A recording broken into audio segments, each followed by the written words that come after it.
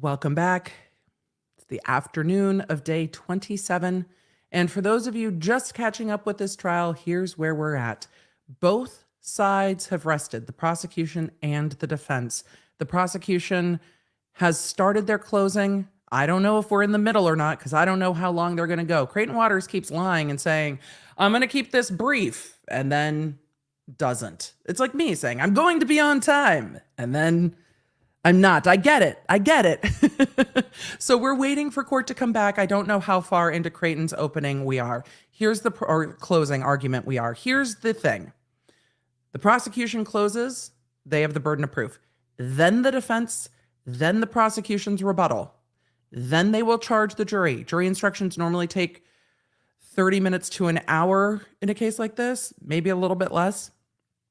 I put up a poll. Are we going to be back? Are we going to be done today? I have zero confidence at this point that we're done today, unless court extends court and we finish closing arguments and then charge the jury tomorrow morning. We are going to listen to jury instructions because they're very important and they answer a lot of your questions. And I want to hear this judge read me jury instructions. Don't you? I'm ready. I'm ready for it. Your Honor, read us the jury instructions. Bring the charge. I'm ready for it. And I find this judge's voice and tone of speaking and manner of speaking and accent to be absolutely delightful.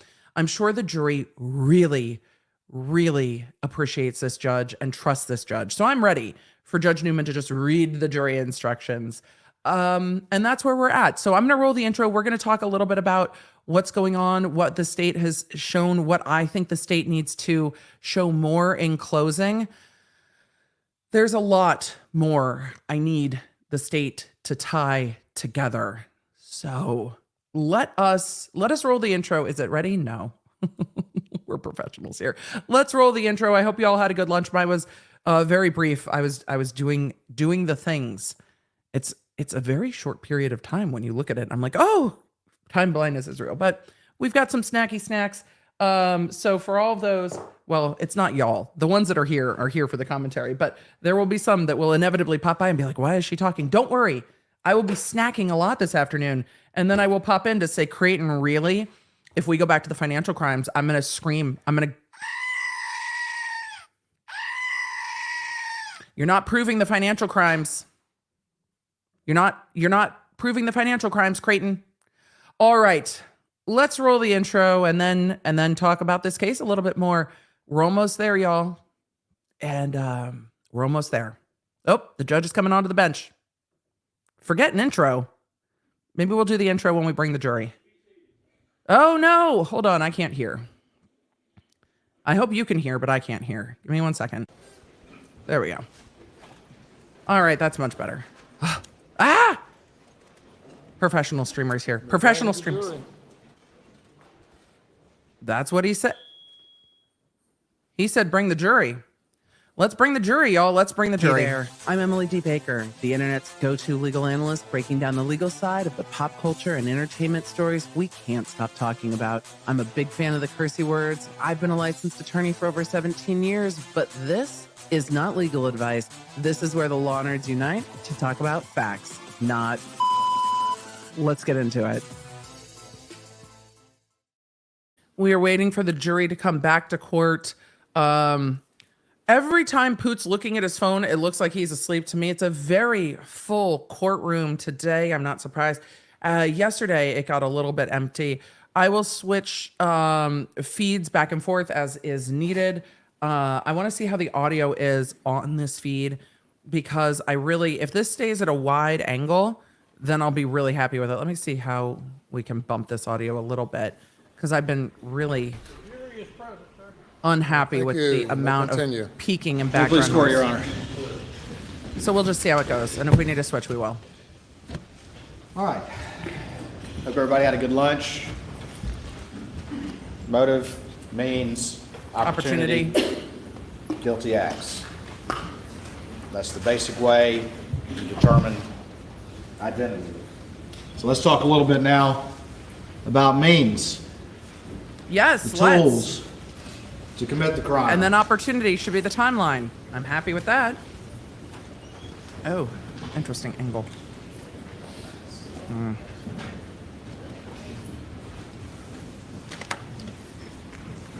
All right. I think we're back to talking about Family weapons means. were used to commit this crime. And this is forensic evidence that was presented to you. First of all, we'll talk about the blackout. And you've heard testimony that there were 2 blackouts purchased in December of 16. Yes, we have. And that one went missing around Halloween of 17, years prior to these murders, and that a replacement without a thermal scope was bought in April of 2018. We did hear that.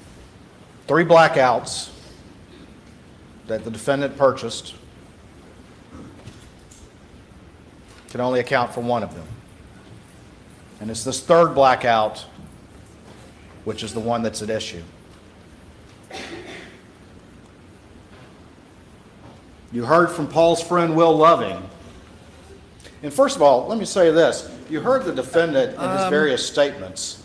We He's did hear very from Will concerned Loving. about saying that they didn't have a blackout. There was no blackout along with them, even though he slipped up once and said, yeah, we were out looking for hogs. And you heard from his law partners that do the same thing, saying, yeah, you can look for hogs in the daytime. Very, very concerned early on in his statements and saying they didn't have a blackout, they just had a .22 pistol.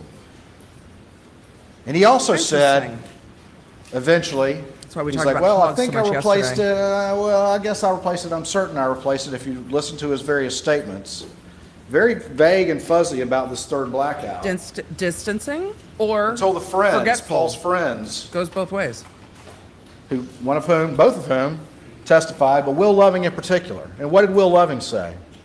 The defendant said the gun went missing around Christmas time of 2020, but Will Loving said, no, I was with Paul. I was with Paul in turkey season, which is in the spring. I was with Paul in turkey season, and we sat out at the steps right outside the house that y'all went to today, right on that side entrance that goes into the gun room. And if you look down, you can see how they were digging a pond and how you could fire down in that area. And they set up some targets to sight it in. I like the way he's tying it back to what the jury saw. That other gun, that replacement gun, and it had a red dot sight on it. Not a thermal scope, but a red dot. A red dot, which is not good at shooting at night. But they were shooting it and sighting it in with the red dot, the tan gun. He was with Paul while they were shooting that gun right there. And what did Jeff Croft, who testified before you, find right there? Weathered cases, or casings. Weathered cases, right where Will said he and Paul were shooting that gun just a couple months prior to the murders.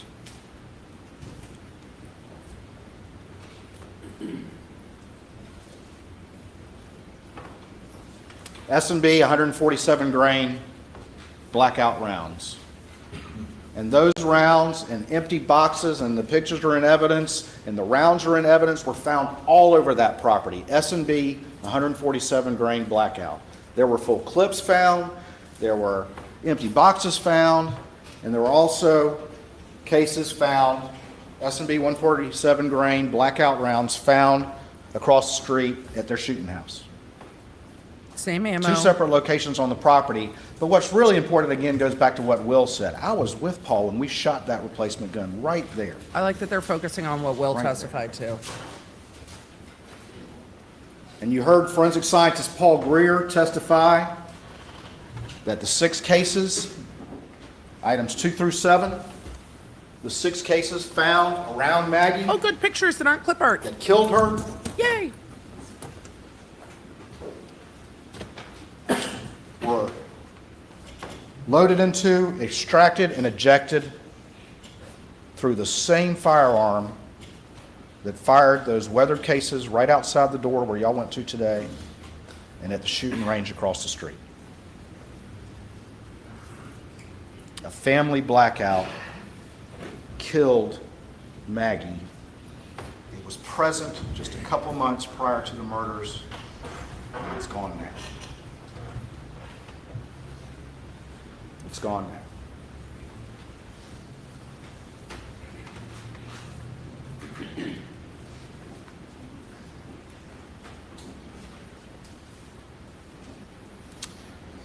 A family weapon the defendant cannot account for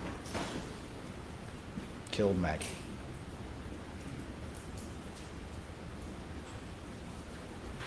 But what about the shotgun? The 12-gauge shotgun that was loaded with If you one believe the federal state, double-aught buck, The missing weapon and is one powerful. dry lock #2 steel shot. Well, first of all, you heard that the two weapons that Paul often favored and often carried. Oh God, he's pulling out the This. gun in court. The picture's fine, Shotgun Creighton. right here, and the blackout.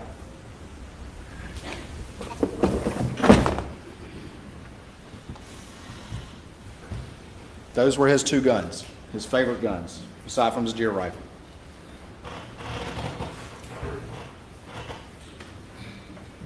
The defendant had that gun with him when Daniel Green, the first deputy on the scene, showed up. And shotguns, as you heard, are a little bit different than rifles. And the conclusion there was that the two fired shells that were inside the feed room that killed Paul had class characteristics similar with that Benelli, Super Black Eagle 3, but insufficient individual identifying marks to either match or exclude it. That shotgun right there. But what else did you hear about the shotguns? Paul had this Benelli Super Black Eagle 3. That was his gun. Camo print, camo strap. Nolan Tootin, Nathan Tootin, Will Loving, Rogan, all identified that as Paul's gun. It's the one that Alec had. It's got Maggie's DNA and blood on the receiver. You heard from the DNA expert. And it was loaded with 12 gauge and a 16 gauge misloaded round. Do they think this is the murder What else weapon? did you hear? I also don't heard think that's the murder weapon. About the Super Black Eagle 2. There's no way they're cleaning it that well.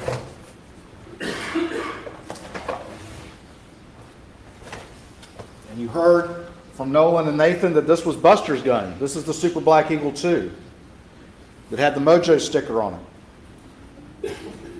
And that was recovered during SLED's search of the residence the next day.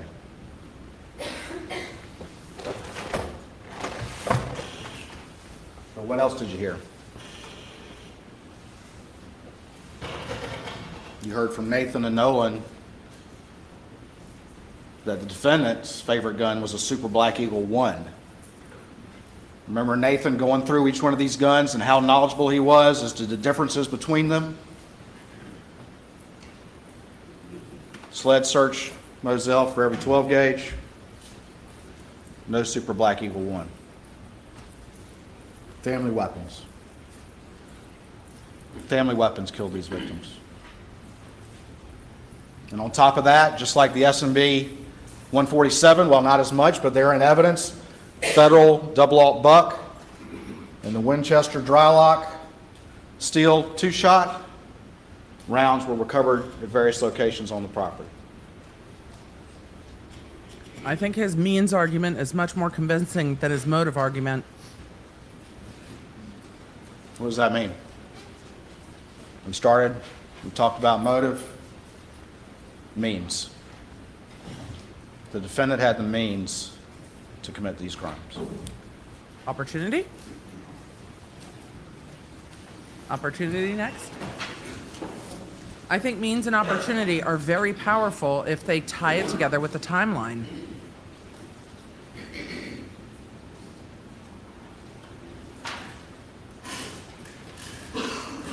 And remember, you're allowed to use motive, means, and opportunity to determine identity. The jury, in a circumstantial case, uses those three things to determine identity. At the beginning of the case, I talked to you about some of the evidence that you would hear And I held up my cell phone. Opportunity next.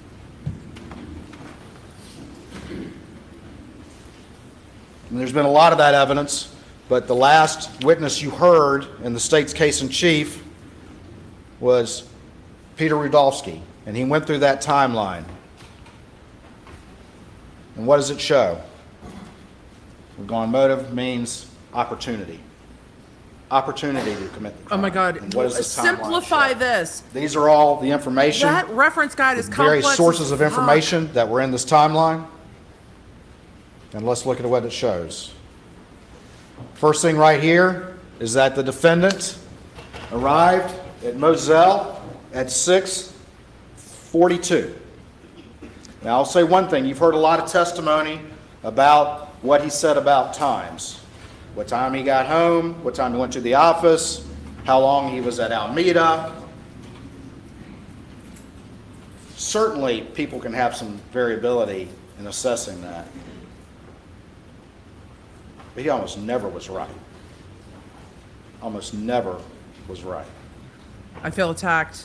I'm never right about 6:42, time either, he Creighton. arrives at Moselle. Paul, according to his extraction, gets there about 7:04.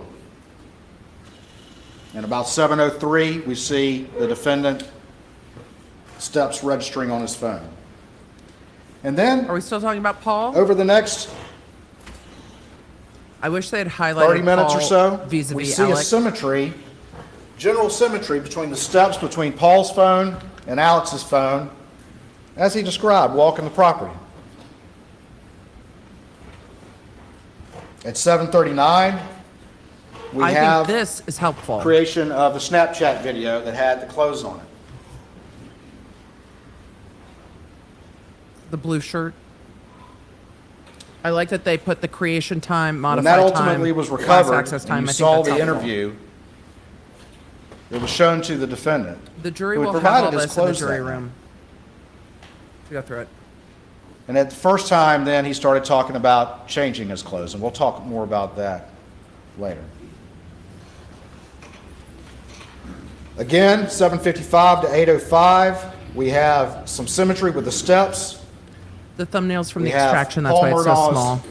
battery life, and you heard from the experts that have They can't reviewed modify that. It's Paul's evidence. usage, that like many kids his age, he's constantly flirting with it being low, but that doesn't stop him from using it, and you see that in the evidence in this case Creighton, as there's well. plenty of us that flirt with our phones being that low. 7:56, again, that's when Paul sends the We have Snapchat ADHD. to his friends.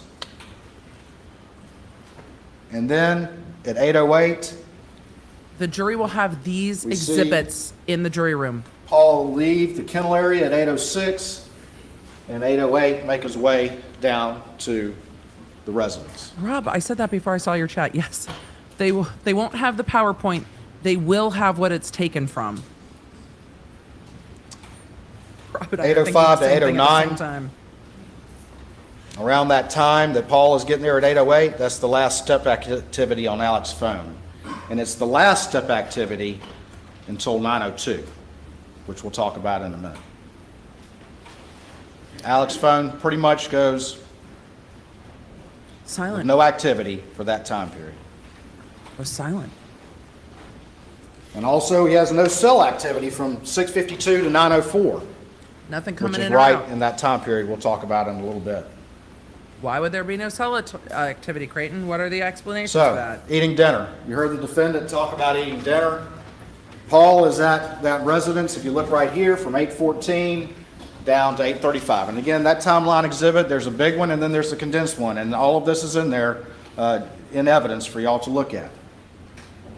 He's at that residence Creighton reminded from them too. 8:14 to 8:35.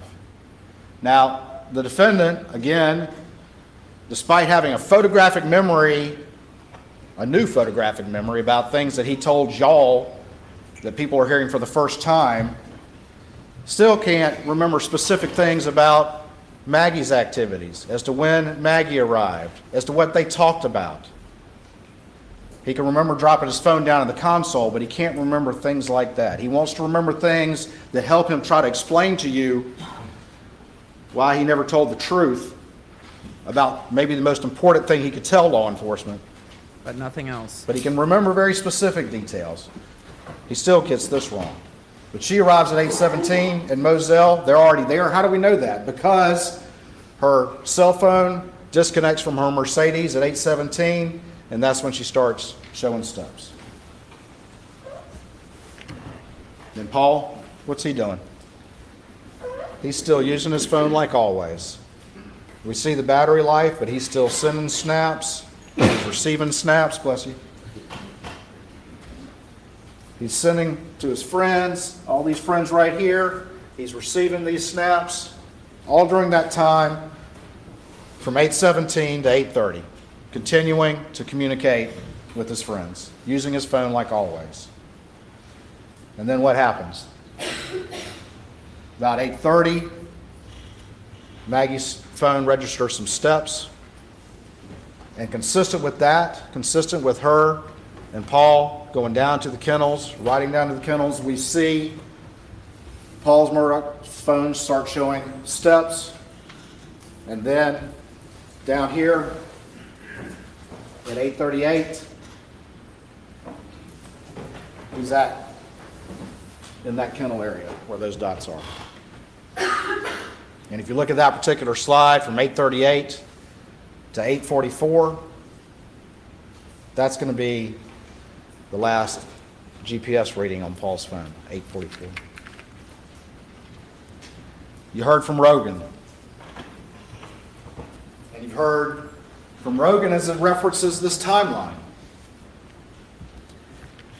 And Rogan I like the way they're using tells the you, timeline. and told you from that witness stand, that he was having a conversation with Paul about cash and the dog's tail. They were having an Paul's phone active usage says a conversation lot. about that. Paul calls Rogan at 8:40 and they're talking about it. And Rogan says, send me a FaceTime, but if it doesn't work, send me a video. At 8:44, 4 minutes and 14 seconds, we have right here the FaceTime, but it only lasts 11 seconds. And then at 8:44:55, that's when the kennel video was recorded, that lasts 50 seconds. At the beginning of this investigation, as you'll recall the testimony, they didn't have Paul's password and couldn't get in. And you heard in the defendant's August 11th statement that when he was asked about Rogan saying he may have heard Alec on the phone during this time, he said, well, I'd be surprised if that were the case. Because law enforcement didn't have this kennel video. They didn't have this kennel video until April of 2022, when Paul's phone was finally unlocked. And that changed everything. Yeah, they didn't charge him until July 2022. Why did it change everything? Opportunity. Being at the scene of the crime when the murders occurred. Opportunity.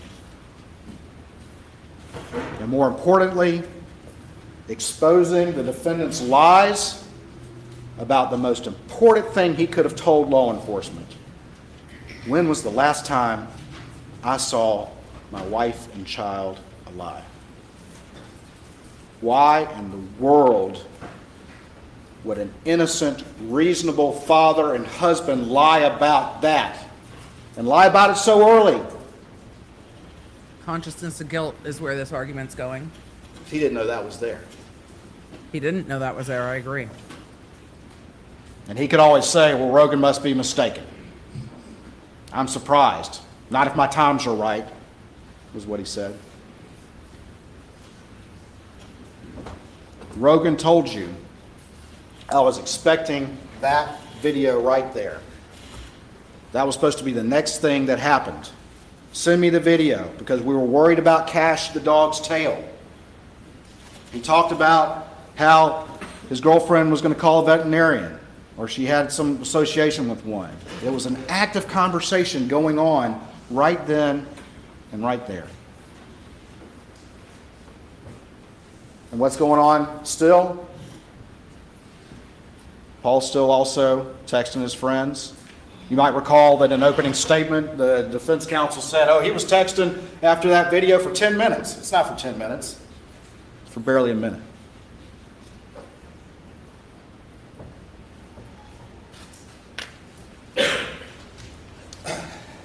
And if he's only Down texting for here, a minute, how did you get the chicken out of the dog's mouth and leave in that That's time? the last time that Paul's phone was unlocked. And what do we know? We know that the defendant was there just minutes earlier at the scene of the crime with the victims. And then what did he do in those minutes? Bubba. 8:49, 01, Paul's phone locks. He never sends that video to Rogan. You heard Rogan say that when he watched that video. You heard him say, that's the video I was supposed to receive. That is the video that my friend was supposed to send to me. And he never did. Because he was killed. Creighton. In fact, Rogan And he responds never at did. 8:49:35, and he says, see if you can get a good picture of it. Mary Ann, his girlfriend, wants to send it to a girl we know that's a vet. Tell him to sit and stay, Just and say, he shouldn't he move never around sent too it to much. me. And you know why he never sent Even though that this video. is an active conversation with Paul, who you heard from multiple friends, was one to respond and use his cell phone. Paul never reads it. You know why he never sent it. Paul never reads it. Of course Paul never reads it. Why, Creighton? What happens at 8:49:31? We were 8:49:01 for Paul, 8:49:31. Maggie reads Lynn's response to the group thread about Mr. Randolph, and then her phone locks forever. And is never unlocked again until it's recovered the next day.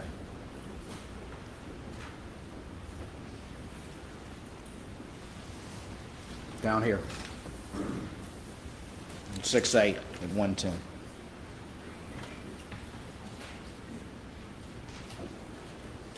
$849 for both of them.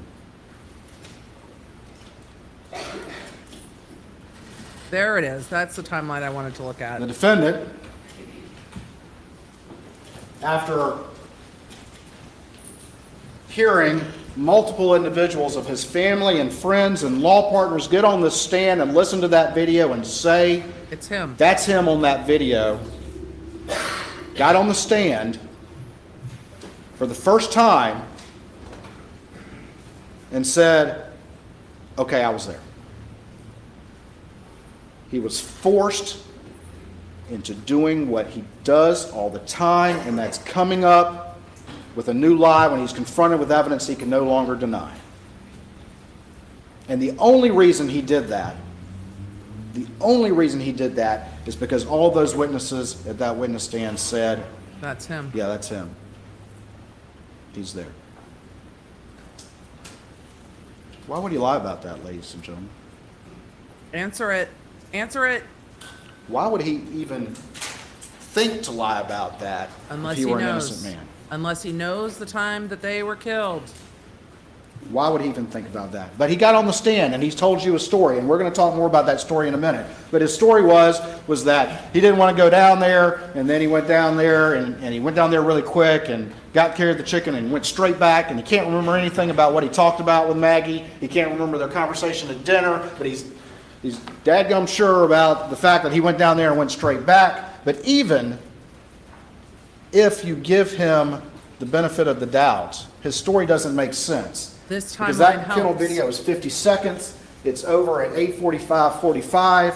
Even if you give him the benefit of the doubt that he could take care Back to the of the exhibit. chicken and maybe the fastest dog and chicken chase ever, and put that chicken up and not say a word to Maggie and Paul and get on that golf cart and drive all the way back to the house, where does that put you? It puts you right at 8:49. And how do you not hear At the which shots? point he claims he went inside and he managed to doze for a second. Then he's up at 9:02, perhaps the quickest nap ever. It doesn't make sense, ladies and gentlemen. It's a new story to fit facts he can no longer deny. It's not From a reasonable. Who, not a single person who was close to him knew who he really was. Not a single person close to him hadn't been lied to by this man. And I would submit to you that this one is the most blatant one yet. I think that We'll time talk more about that in a second. lining up the dog chicken shenanigans is the most helpful happened part of this at 8:49? timeline. I really do. Because there's no way he got back to the house to not hear those gunshots. So close to your Legally Blonde moment, Creighton, and he would have heard Y'all the mentioned gunshots. That Creighton, bedroom door is probably a bit tighter than this.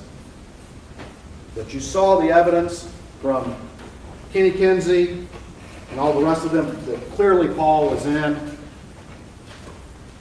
the middle of that feed room. It's a kill zone. Nobody in there with him. He's in that room. No defensive wounds at all. His hands are down. And he takes that shot, buckshot to the chest. And any person who did that would probably think that took care of business, because this buckshot, but for some reason he was canted this way and it went through. It was 1,000,001 shot. That it didn't kill him. Alec thought it did. Alec, the lawyer, Alec, the prosecutor, Alec who's thinking through that we'll see he's manufacturing an alibi, and he's also manufacturing the fact that there's 2 guns used. But we know, unlike the expert they call from Connecticut, where they can't even get ARs, who doesn't know about people riding around on property, he doesn't know about Paul and the 2 guns he likes The to use, he doesn't know Connecticut about shade. his family and how common those guns are together. Says, well, his only conclusion is, oh, it would be practical for somebody just to fire out the clip. But this is him. This is Alec, the prosecutor, the lawyer, and he's thinking through this. He's thought through this. He's going to use 2 guns because it's going to confuse people that perhaps there were 2 shooters. But again, it doesn't make sense. manufactured. 2 family weapons? But he thinks Paul's shot. And you heard the testimony that Paul appears in the feed room Stunned. doorway. Is Alex putting down that shotgun to pick up the blackout and is startled by Paul? And that's why the angle's like that? And catches Paul like that? And goes up into the ceiling, as you've heard the testimony from Kinsey? I like how he's using the doorway. I think it's really Blows. powerful framing. Blows his brains out. I think it's And what literally happens with powerful Maggie framing. right here? We see activity on Maggie's phone. You heard about sandal prints. Yeah. This is the part of his closing I was looking You forward heard to. from Kenny Kinsey about the mark on her leg from the Polaris over there by the overhang next to the feed room. You've seen the diagrams and the crime scene photos that all those cases are in that area between the doorway to the feed room and where Maggie was found. And they just saw the feed room You today. heard that Maggie had no defensive wounds. You also heard Paul had sibling from that first shot, a close range shot, with no indication that he detected a threat from the person who fired that weapon. And why? Because it was him. Same with Maggie, because Maggie sees what happens and she comes running over there, running to her baby. Probably the last thing on her mind, thinking that it was him who had done this. She's running to her baby while he's gotten picked up the blackout and opens fire at close range, again with no defensive wounds. And she takes those 2 shots that you heard Dr. Reber say were parallel, and it crumples her over. Yeah. In those cases, you can see them move around. And takes that shot that goes through here, and she goes down flat. And then there's the shot in the back of the head.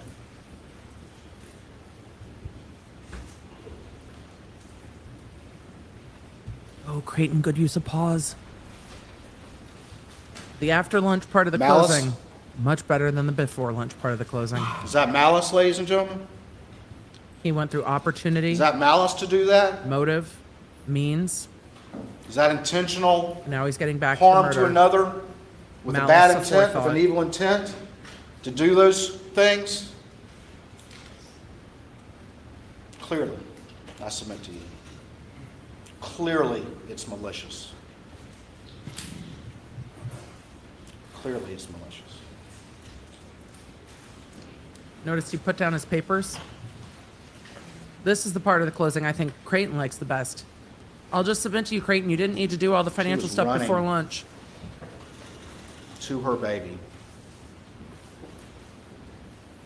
Heard that shot and was running to her baby when she got mowed down by the only person Who that had would the have conclusive proof was at that scene motive, just minutes before, means, opportunity. and who lied about that very fact until he could no longer do it to you last week.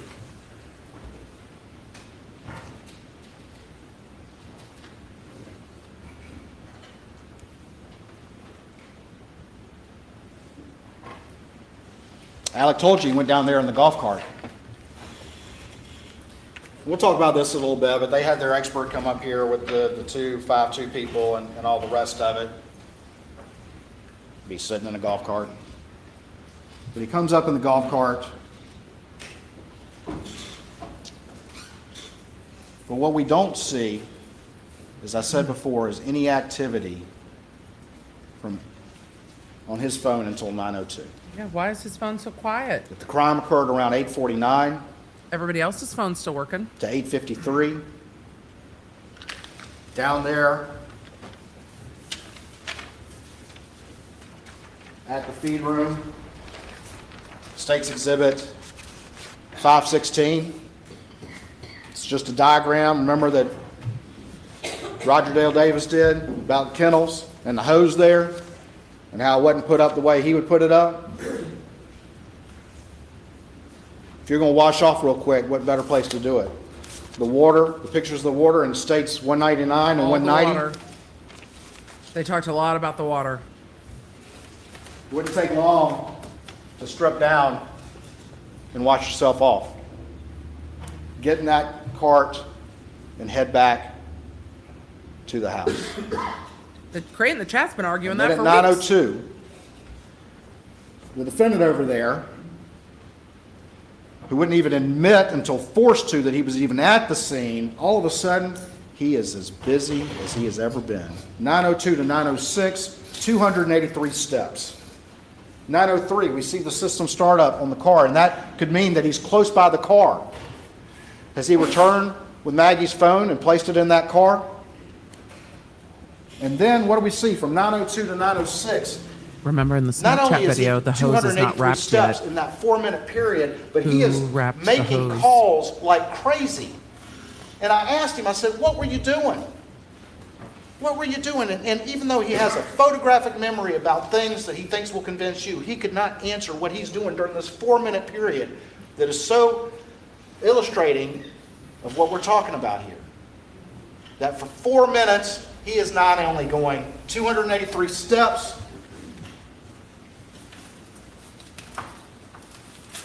this is a defense exhibit, defense 156. Rob, the car's not wet because he took the golf cart down. 283 went to the steps. house and put clothes They on. put in the distance. We heard the distance Creighton's isn't not as gonna argue accurate, it, but it illustrates the point. That's 208 meters. How far are meters, Creighton? Meter, roughly is a yard, a little bit more, a little bit less. I don't remember. But Thank you. let's say it's 600 feet. It's a lot. And he couldn't remember what he was doing. I asked him, you been on a treadmill? Were you doing jumping jacks? What were you doing at the same time you're calling all these phones? Why is he calling multiple times? We can see right here. He calls Maggie. The cart He would have been calls wet, but Randolph. nobody checked the He cart. calls Maggie again. All in that 4-minute period where he's moving around. But he couldn't remember what he was doing. Just getting ready. Is the prosecutor, the lawyer, manufacturing his alibi? Because he knows he's got to get to Alameda quick. He's got to compress those timelines, and that's exactly why he knew to lie about being at the kennels to start with. He's got to compress those timelines so that it would convince whoever down the road that he couldn't have done it. He's got to compress them. And that's why he's doing all that right then and there. System startup, 9:05:56 in the Suburban. And then, this is interesting, Maggie's phone has that orientation change to portrait 2 seconds before Alex's second call goes in to her phone. It's some random vigilante who Thank knew you for to not saying a hide 12-year-old. out there and counted on Family Thank Guns you. being there. Did he have ESP? Did he have ESP to move that? Or was that Alec turning the phone as he got to the Suburban, checking as he manufactured his alibi that it was coming through? And we saw how quickly out of the gate when law enforcement arrived and in his first interview, how he's immediately referring to his phone. He does And immediately besides say, that, check the phone, check you've the heard phone, about check the Alec. phone. You've heard from witnesses. He went down to the kennels, but he didn't take his phone. Is that also the lawyer and the prosecutor making sure his phone was not with him when he went down there? You heard testimony it would be unusual for him not to take that phone down to the kennels.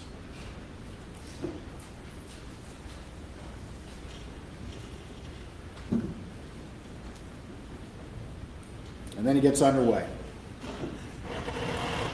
This call right here too. All those calls, all those steps, when his phone finally goes active, just minutes after he was at the scene with the victims and he lied about it and he's so busy.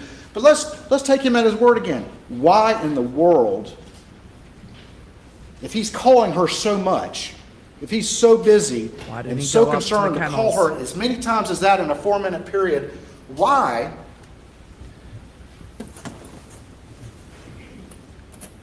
Why would not he drive not just that drive by the way? kennels? Why would he not just drive down there?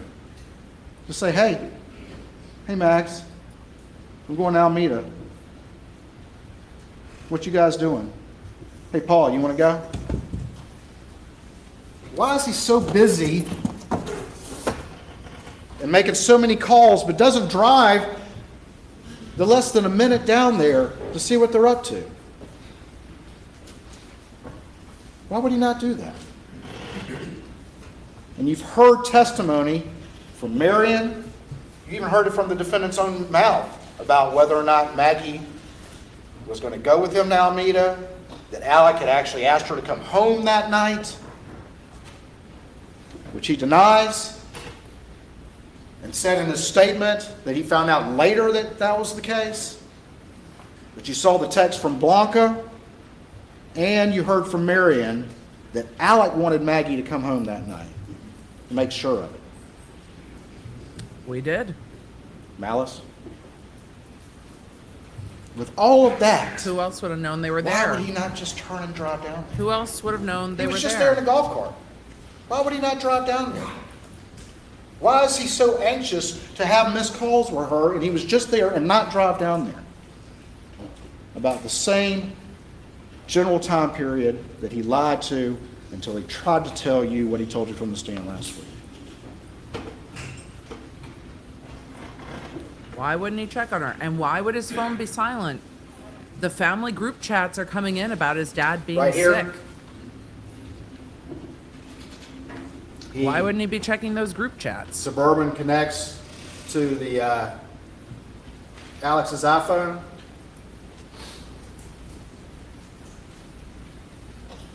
He calls Maggie at 9:06:52, and he's getting in the Suburban right at that time.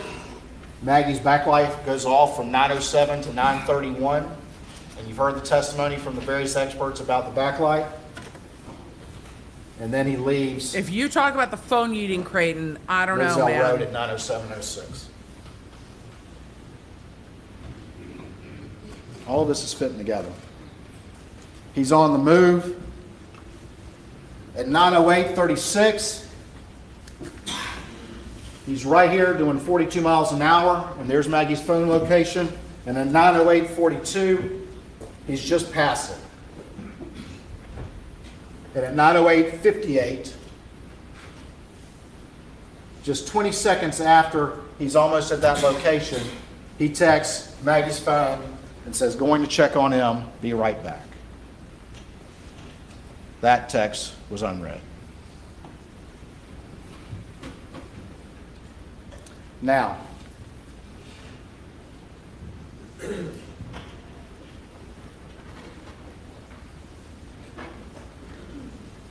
there's been a lot of discussion from all the experts about the backlight issue.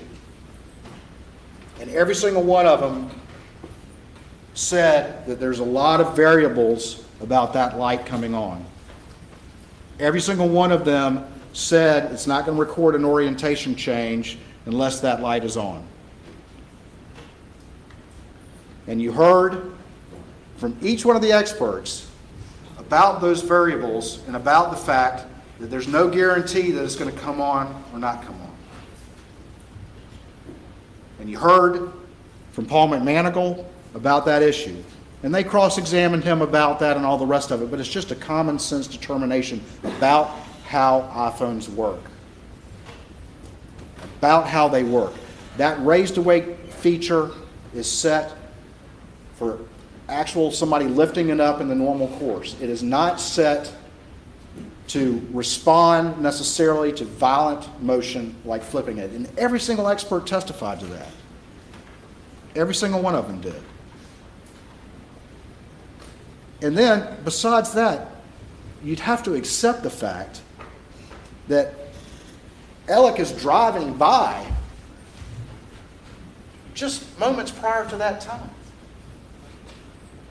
All of these circumstances would have to go the other way of the reasonable inferences in this case. There's the reasonableness. Paul McManigal got up there and testified as to these issues and as to the fact that there's no guarantee, in fact, more likely than not, that if the phone is violently thrown or flipped or frisbeed or whatever, Yikes. it's not going to light up. And that's consistent with what every other expert said.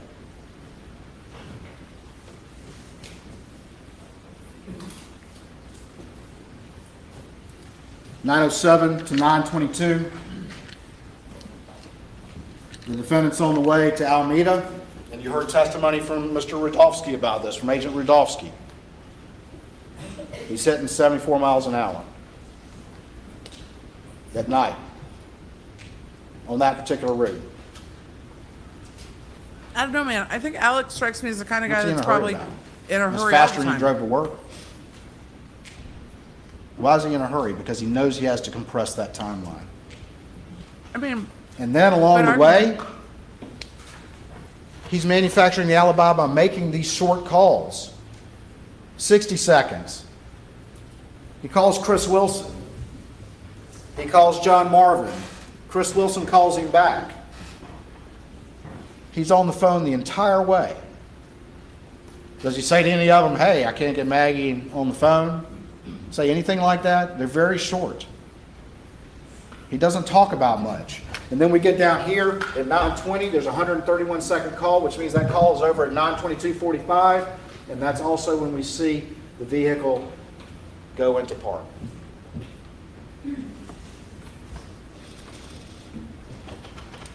That's when we have the arrival at Alameda as well. And you heard from defense witnesses that, well, people would park around back right there. Okay. It's also, though, near these structures. There's that line right there. But what do we see? From 9:22 to 9:32, we've got 195 steps taken. We have him calling Libby Murdaugh, which would be calling the house 2 minutes later. And then from there, we have at 9:31 So is he walking and around? 9:32, we have system startups on the Suburban, which you've heard from the experts could be from having that remote key in your pocket and walking near the car. huh. I didn't even catch 9:22 those to the first time. 9:32 is the steps. And 9:31, you've got two system startups. So he's near And the what car? did you hear from Shelley? That he called, but it still took a number of minutes before he came in. And that's about 6 minutes right there. So what's he Meanwhile- doing outside his mom's house? What's he so busy right there in Alameda? Meanwhile, Rogan is trying to call his friend to no avail. He tries to message Maggie. Tell Paul to call me. Rogan's testimony just broke my heart. Neither one of them can respond.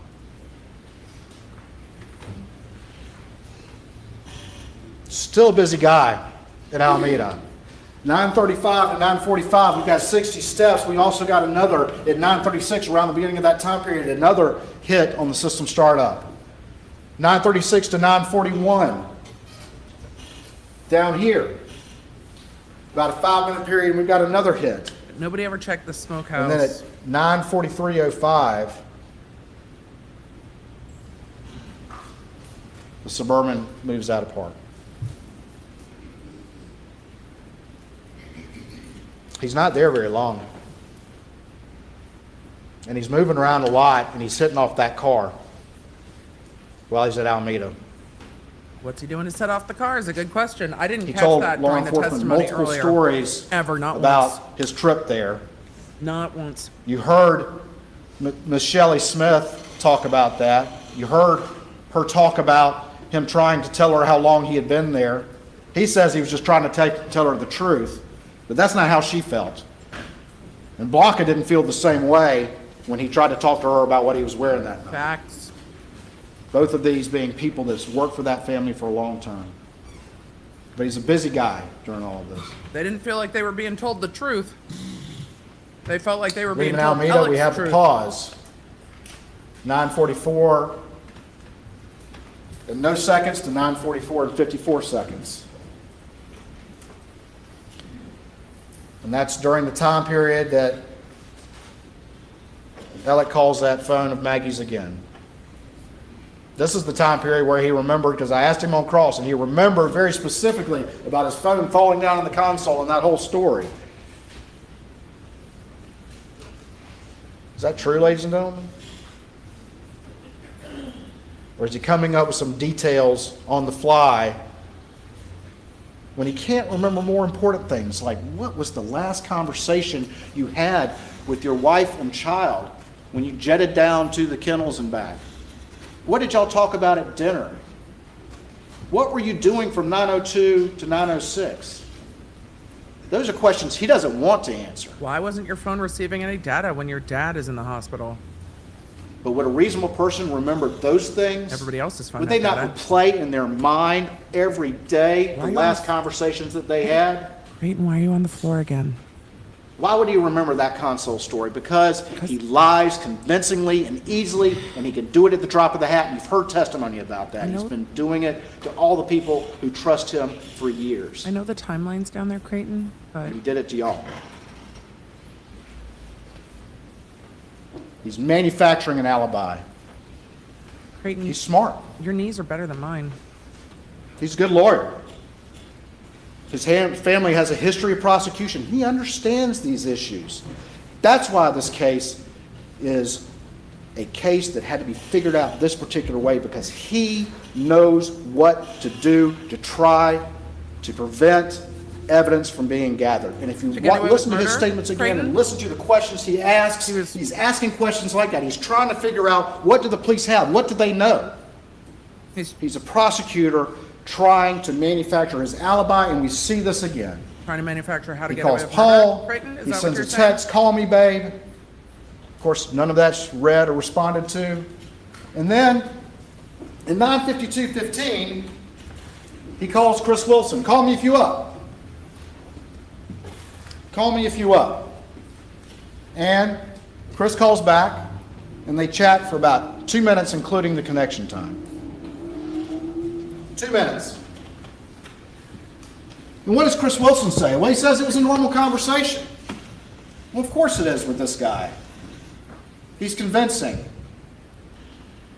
But what does Chris say? The only thing that they talked about was Chris bringing up some case. And then Alec was like, "Hey, I got to go.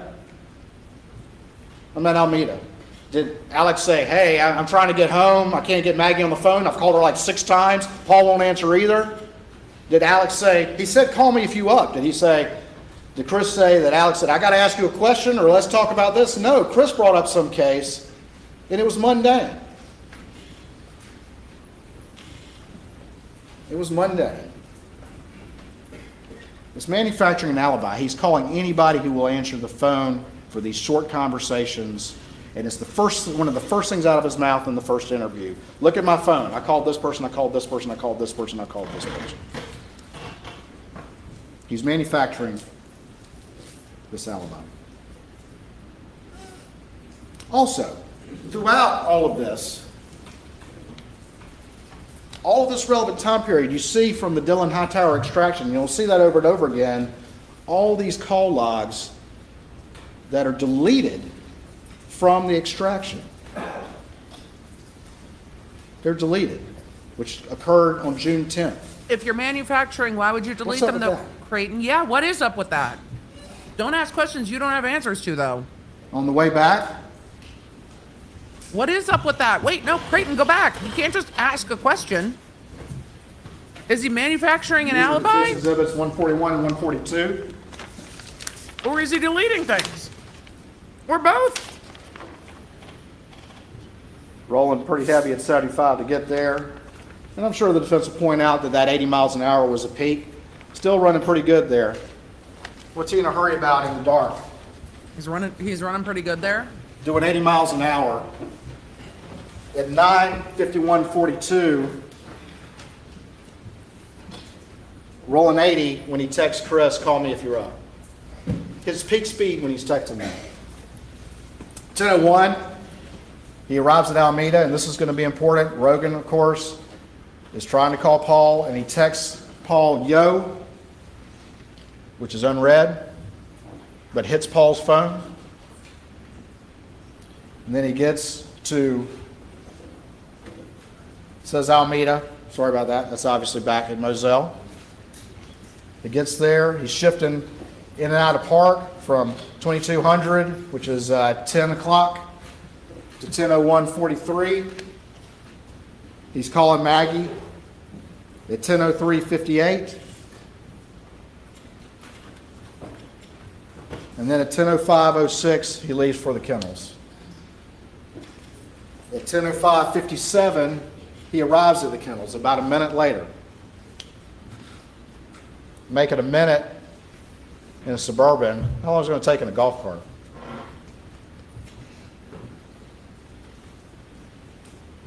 At 10:05:57, he arrives at the kennels. And 10:06:14 is the 911 call.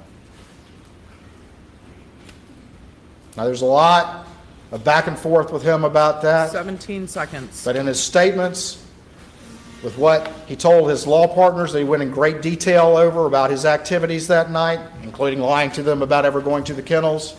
He was very clear that he got out of the car and went and checked Paul and Maggie. One time he said to see if they're breathing, another time to say to check a pulse. You've seen the horrific injuries they'd suffered. 19 seconds. Is that enough time for a surprised human being to come across that scene, process what they are seeing? Get out of the car. Go over there. Check both those bodies and then call 911. He's changed the story now yet again. And he has because no he's blood on his confronted phone. with this evidence. No blood on his fingers. The reason why it's so quick, Because he the knew. reason why it's so quick is because He killed them and he knew. he knew exactly what scene he was going to find. 19 seconds.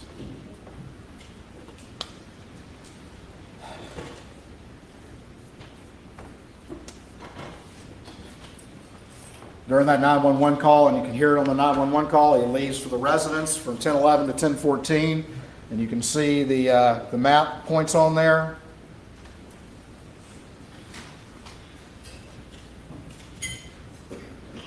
And those are the speeds on the Suburban on those trips. I don't know. I don't find the speed all So that. just under a minute, doing 35 and 30 miles an hour. I mean, maybe that's real So fast. think to go on about your that when you property. go back to his story about a casual trip down to the kennels in the golf cart. and you look at his times that he's trying to convince you of. Was it too fast on your own property? I don't know. 10:17, he gets off the They were out there. 911 call. He calls Randy. He calls Randy again. That wasn't calls me. John Marvin. Calls Randy, calls John Marvin. And then we see at 10:20 and 8 seconds, Paul's phone reflect that auto lock thing that could be, as you heard from the testimony, it not recognizing a face. And this is interesting. As we'll see over the next few slides, he spends a whole lot of time trying to call Rogan Gibson.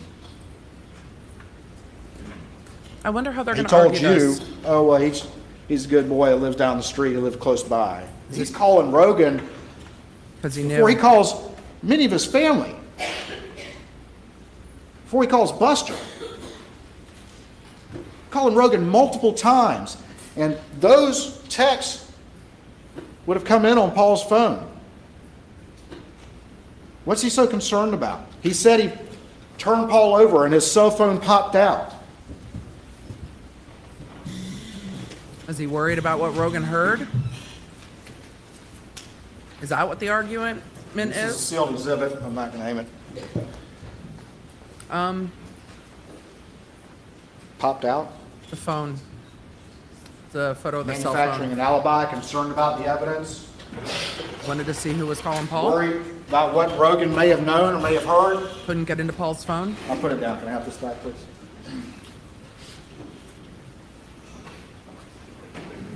I'm sorry, Monsieur. Thank you, Monsieur.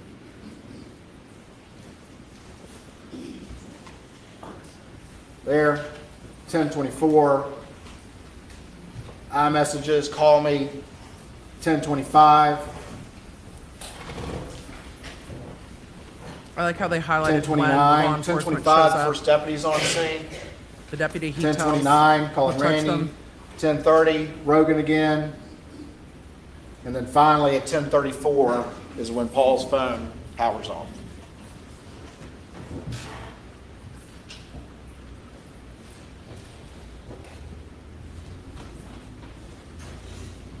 Opportunity.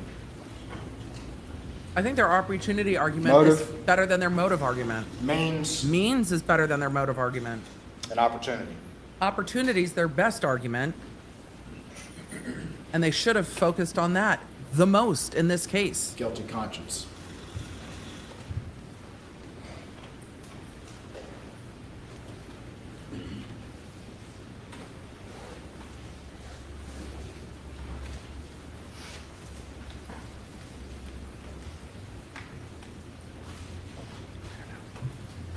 Means and opportunity. Jam, motive, means, and opportunity don't have I've already to kind be of talked proven. about these, so I'm not going to belabor the point. The jury can that you heard from consider Blanca them Simpson. for identity. Blanca Simpson said he was wearing like a polo shirt when he left. He was wearing this shirt in the Vinnie Vine. She recognized both of those. He, of course, turned over the T-shirt that he was wearing when law enforcement arrived. And then you heard Blanca say he later tried to convince her that he was wearing a Vinnie Vine shirt. 3 shirts in one day, and a 4th one he tried to get Blanca to say. And you heard her testimony. She felt very uncomfortable by that. Multiple changes of shoes in the day. He wouldn't be wearing those shoes if he were out riding the property.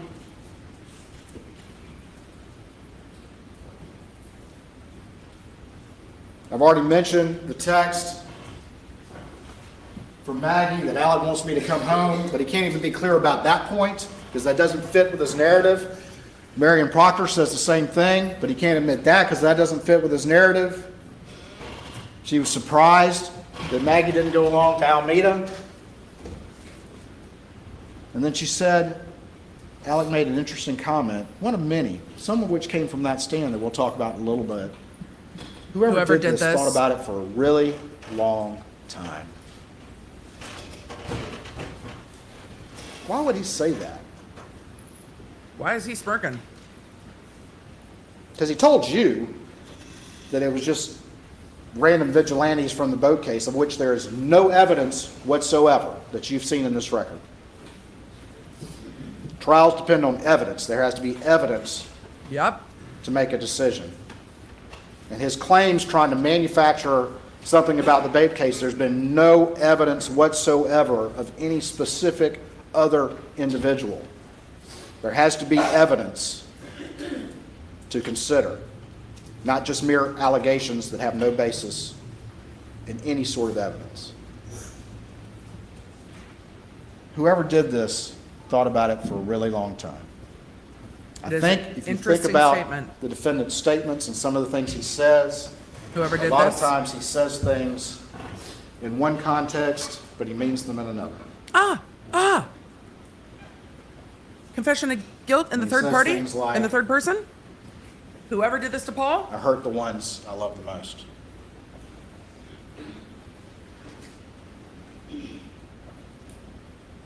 Whoever did this to Paul? Whoever did this to Paul? That statement. We Whoever talked did about this Shelley. to Paul. Hated him. Creighton. After Randolph's funeral, he shows up early. She might have said Wednesday, but there was other information that Randolph's funeral was on Monday.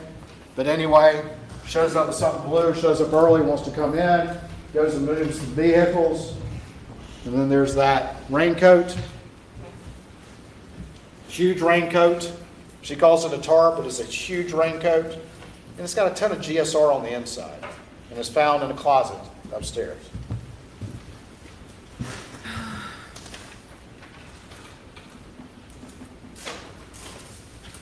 Honestly, I was so confused about what closet that damn tarp States raincoat Fort was found in.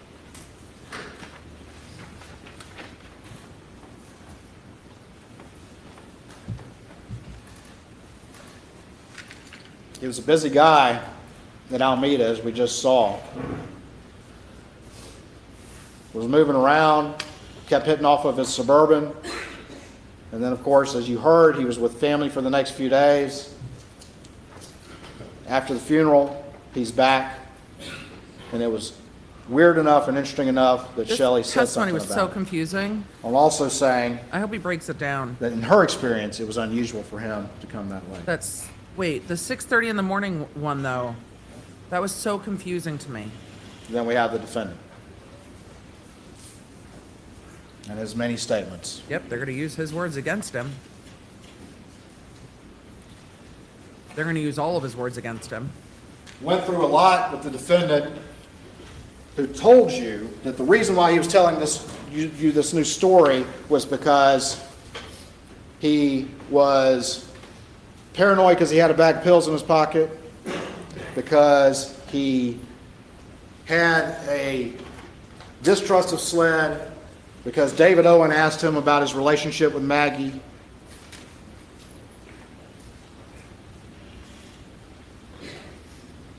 And his law partners told him that he should have an attorney present, which one is in here, one of his law partners sitting He in the should back. have had an attorney present.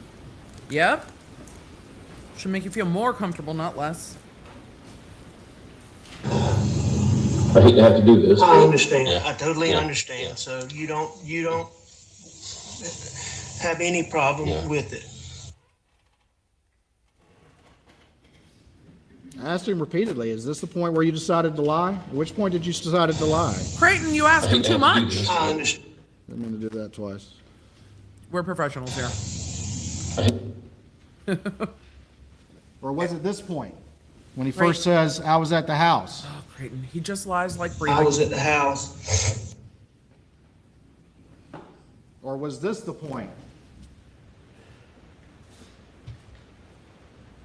He said, he mentioned specifically, and he kept adding factors, and one of the things was, well, Dave Owen asked me how my relationship was. This question, this is when he decided to lie? How about yours and Maggie's? Wonderful. I mean, I'm sure we had little things here and there, but we had a wonderful marriage, wonderful relationship.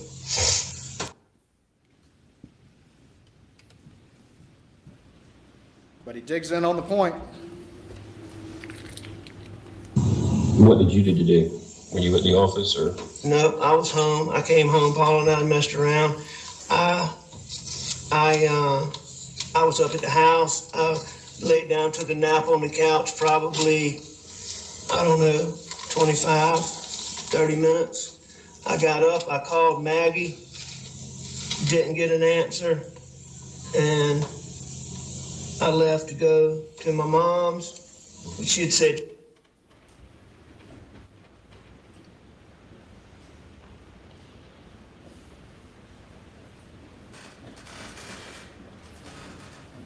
This is June 8th at 1:21 in the morning.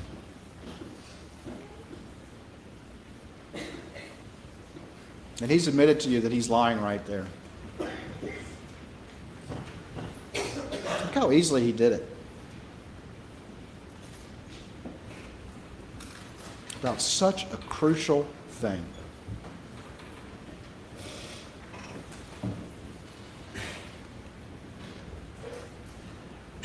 No and conversation she's about the very past good about tense. answering the phone, so that was odd, or calling me back. So that was odd, but it wasn't that big a deal. It was odd, but not that big a deal. But again, he's enough to say it was odd. He's enough to make all those calls while he's doing 283 steps, but he doesn't drive 50 seconds down to the kennels. Stephanie granted. Going to the next Poll's still up. interview. Again, what's the tone of this interview? How is he being treated? Pretty traumatic. That's okay. Yeah, I know so, you yeah. need to ask me. You ask me what you need to. So, Is that an aggressive interview? Is that something that makes somebody paranoid? Well, I mean, paranoia is not I'm a based in defendant logic. in a civil Creighton. case involving my son. I told you about the boat wreck. yes, sir. And there were some motions coming up in that. It's based in on logic, it's not Thursday, paranoia. And I was mostly just responding to the getting ready facts. for those things, and then other junk. Mentions the boat case. Paul left. And I'm assuming, Paul left Okay. because of, Gotcha. what happened. I mean, I'm assuming Paul Yeah. went to the kennels. Okay. And what did you do once Maggie and Paul left? I stayed in the house. Okay. And I was watching TV, looking at my phone, and I actually fell asleep on the couch. Okay.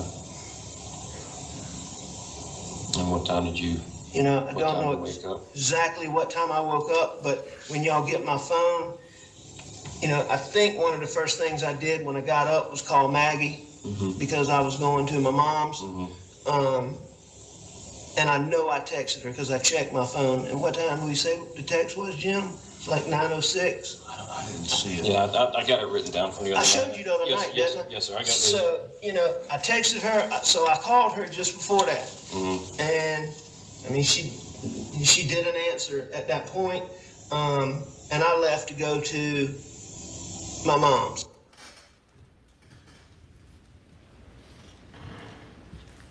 So easy for him to do.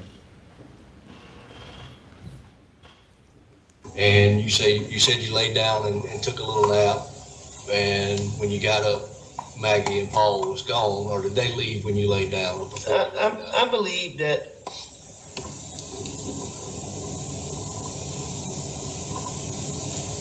I'm not sure.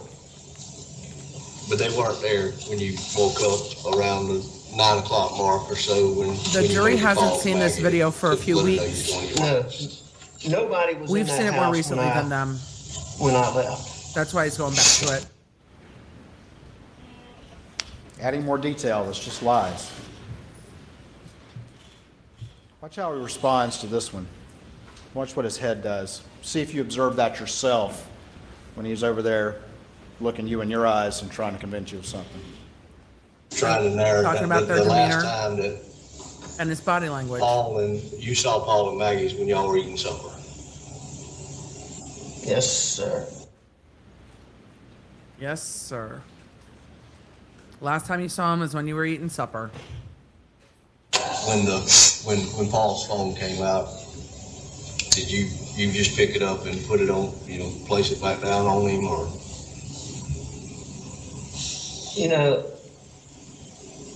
Yeah, I did not try to open it or anything. I don't know how I had in my mind that I needed to not mess anything up. I I had that, you know.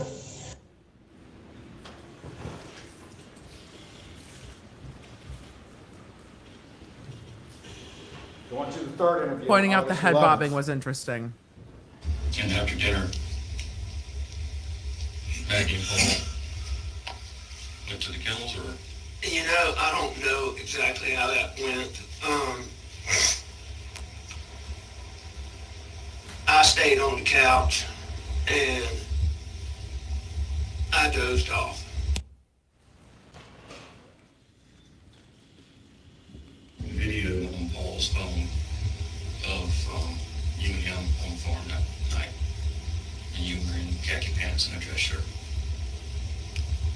You were playing with a tree. I don't remember playing with a tree. Yeah. I guess there was a tree sapling or something that had fallen over or bending over, and you were trying to get it to stand up. But I mean, the question in that is, when I met you that night, you were in shorts and a t-shirt. At what point in that evening did you change clothes? I'm not sure. It would have been, No time limit on Before dinner or closing. after dinner? no, it would have been, what time of day was that? I would have thought I'd already changed. There's not a timestamp on it because there's so many posts, but I want to say it looks to be about dusk. So that would have been 7:30, 8 o'clock. I guess I changed when I got back to the house. He had some very specific recollections for y'all when he testified with his new story that had never been heard until last week.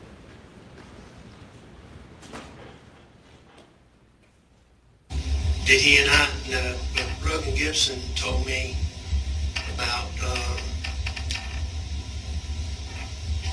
the dog's tail and somebody saying his leg was broken. Without that kennel video, this case I don't think ever gets brought. One right there, he was down at the kennels, shaking his head forward. For everyone that's asked how body language comes in at trials, this is really the only way, And went back is to the arguing house for dinner. how he's acting. You know, Paul and I were just knocking around up at the shop, the shed, the kennels. Asking the jury to notice. Just the whole property. And that was before. And the jury decides to put weight on it or not. And you didn't go back down there after dinner until your return trip from visiting your mother. Yes, sir.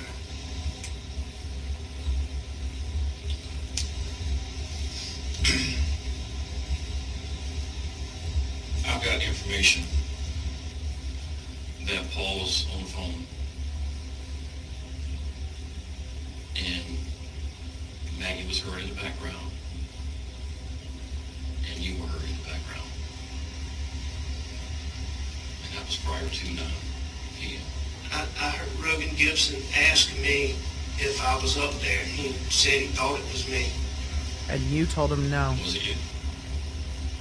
At 9 o'clock? Yes. Was it you? No, sir. Not if my times are right. No, sir. Who do you think it could have been? Not if my No times are idea. right. And Rogan's been around your family for pretty much all of his life. Oh, absolutely. And he recognizes your voice, and you have a distinct voice. Do you think of anybody else that has a voice similar to yours that he may have misinterpreted? No, sir. You know, when we were talking, he had asked me that, so, he had told me that he thought I was up there. Did that surprise you? Yes, sir.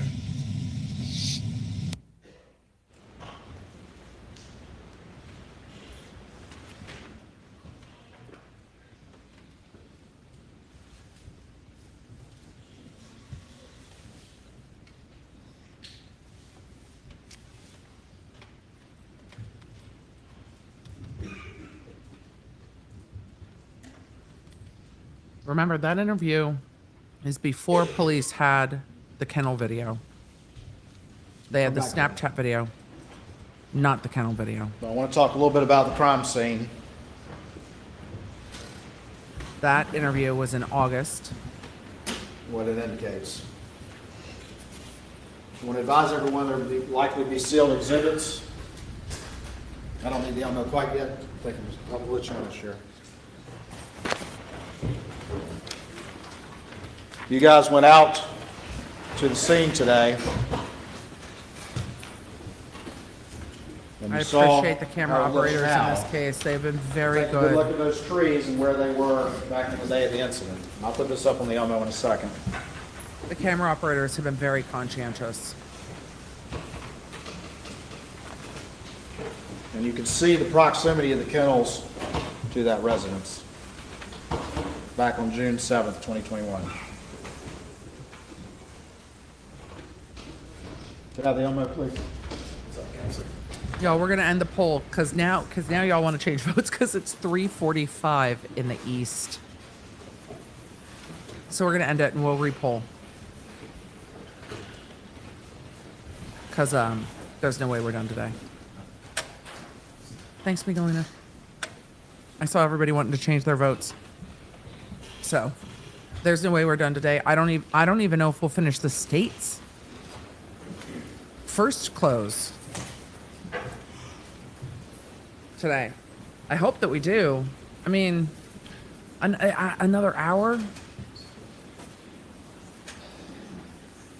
I think we've been through the timeline.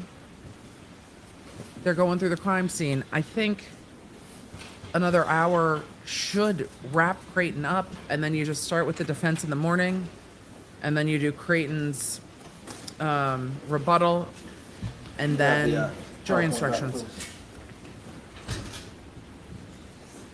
So,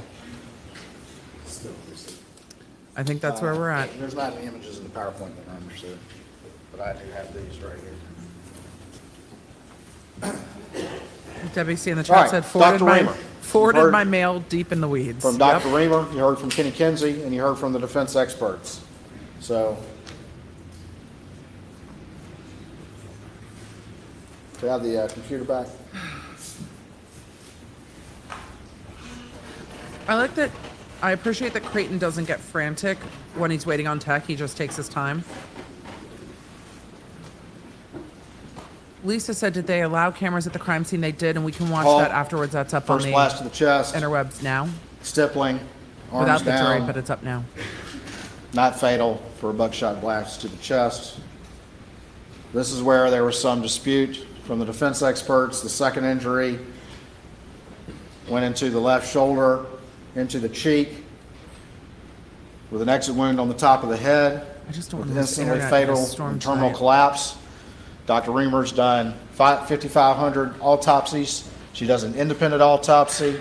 She actually physically examined the victim, and she was very clear that it could not have happened from the top without destroying Paul's face.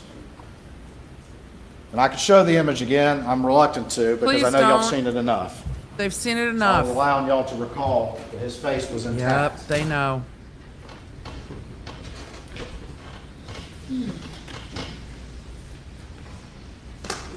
I'm allowing y'all to recall, and this is sealed,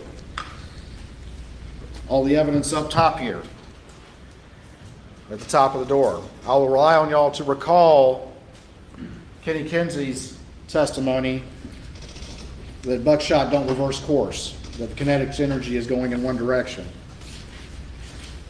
I rely on y'all to recall all the biological matter that you see at the top of this door.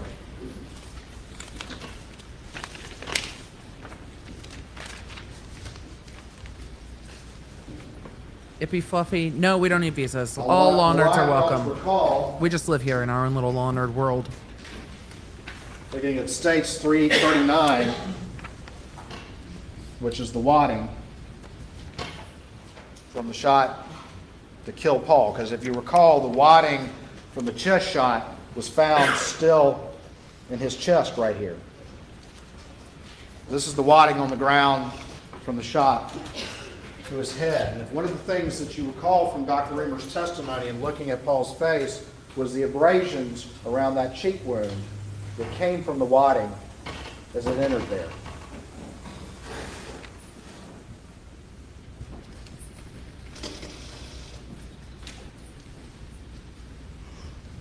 You heard from Dr. Reamer that the reason for the shape on the shoulder was because it went along the shoulder and opened up that area there, but still was focused and then expanding as it entered in here.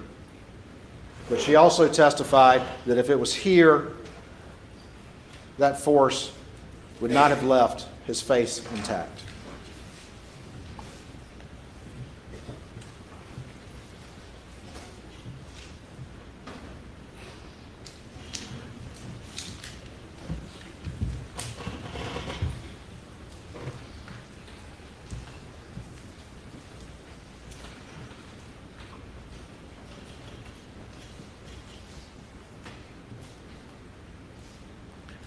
Crystal, no rent with living here? Snacks are Manner all of dressed death, chips? homicide. I've got utilities. Then you heard from Dr. Kenny Kinsey. Oh God, that font's so small. What we described earlier, Paul was first shot in the feed room, largely agrees with her. Arms were not up. He believes the shot was a little closer and the lack of stippling could be chalked up to the black t-shirt, but also agrees, as she does, no defensive wounds. Looking at the blood spatter locations there, and he testified in great detail and testified yesterday, there was no high-velocity blood spatter on the ground at the entrance to the feed room, which would be necessary for the shot to have occurred in the manner in which the defense suggested. The spatter travels upward in an upward direction, and you can see that on the door. He spoke of the void area, and then he spoke of the blood on the ground that was around where Paul drops, and that it's low-speed spatter. He talked about the dents in the feed room door, the pellet lodged in the door frame upward. It's only possible if it's traveling through Paul's head. Not possible if it's from a ricochet, as the defense suggested.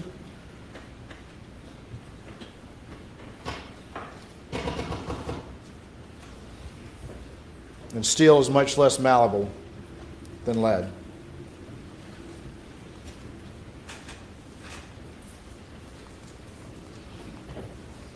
What else did he say?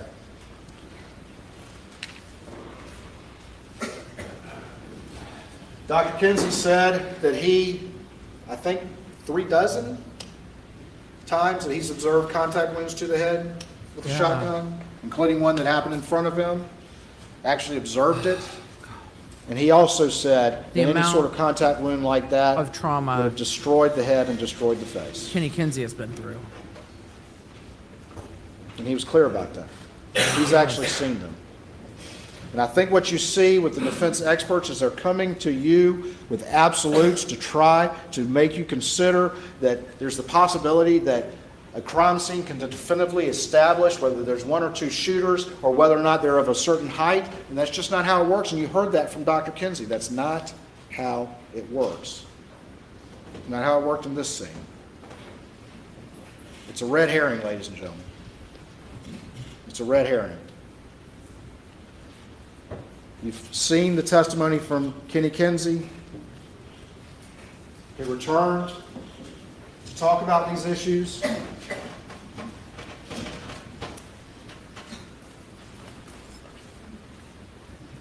You saw the demonstration over there in the doorway? That seem realistic to you?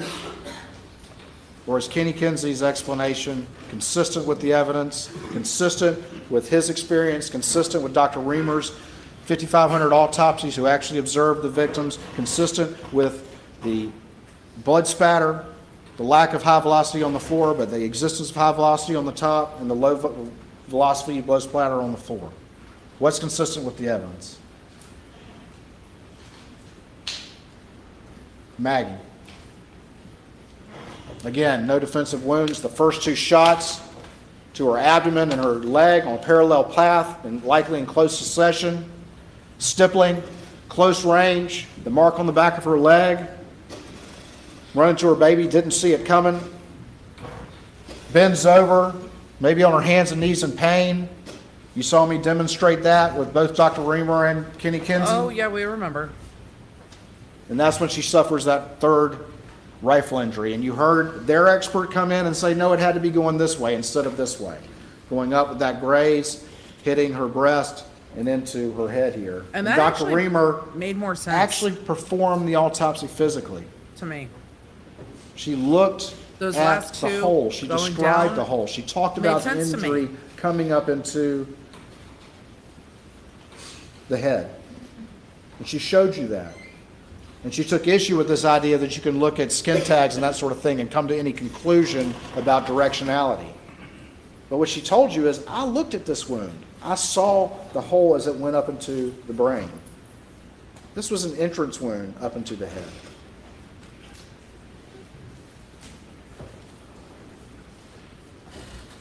Instantly fatal and terminal collapse. The wrist wound could have been an extraneous wound, or it could be associated with this. Third rifle injury, and then of course the fourth rifle injury to the back of the head that had the canyon effect.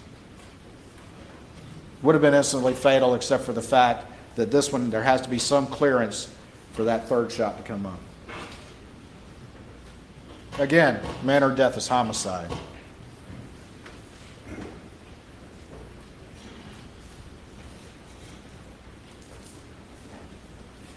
So what did Dr. Kinsey say? Again, he took issue with an expert coming in and trying to tell you that he can determine the location or the height of the shooter in this manner.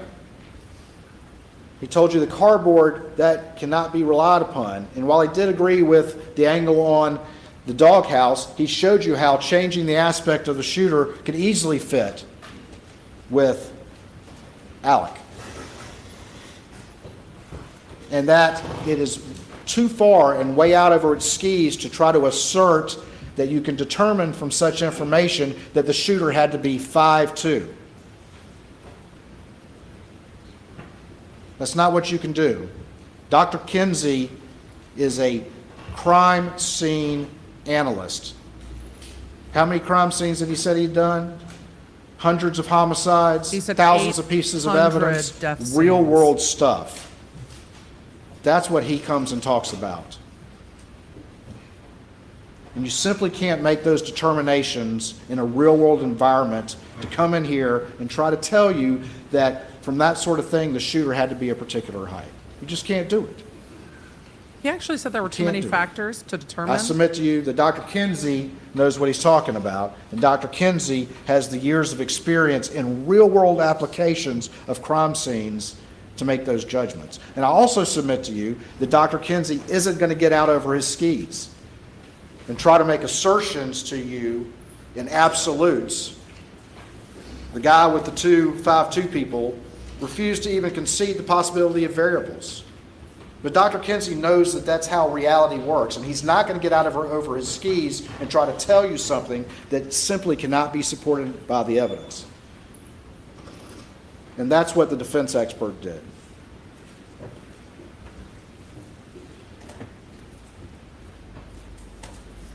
The shooter could easily be 6'4" or taller and fit all those bullet trajectories. Of course, one thing that the defense expert didn't consider and wouldn't even consider is all his little gray people Oh, are gosh. holding the guns down like this. No consideration of kneeling, of sitting, of being in any sort of different position. But the reality is, these are fluid. Maggie Yeah, murders is are running to her baby. dynamic. She's moving. And when she gets hit, most likely when she hits her leg against that Polaris, there's biological evidence on that Polaris. And she comes forward and collapses as Alec is moving around her, firing.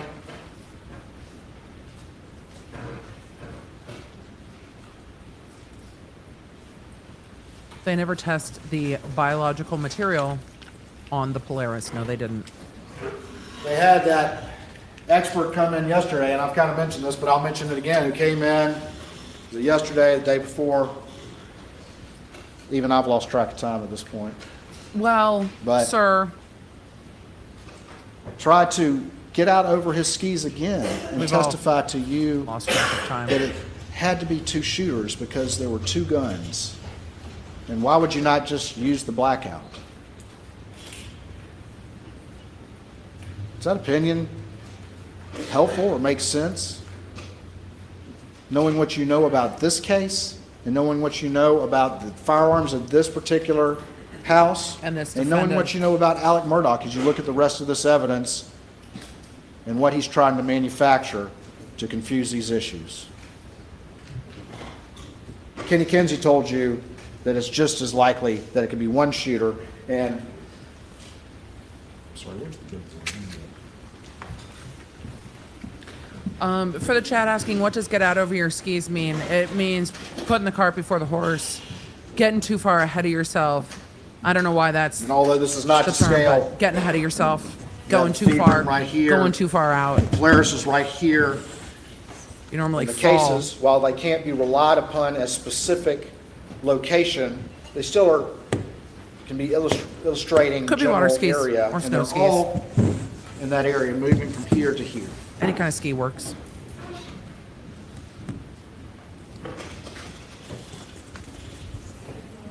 I don't know where getting out of your skis comes from. There's been a lot of idioms in court. Putting the person before the hog? I don't know.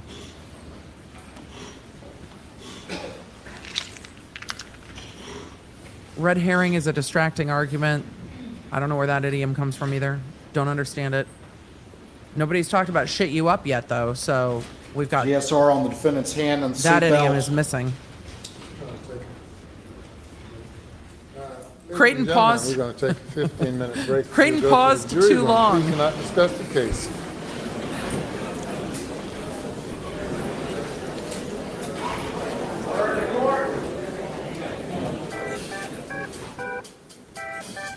Oh, it's time.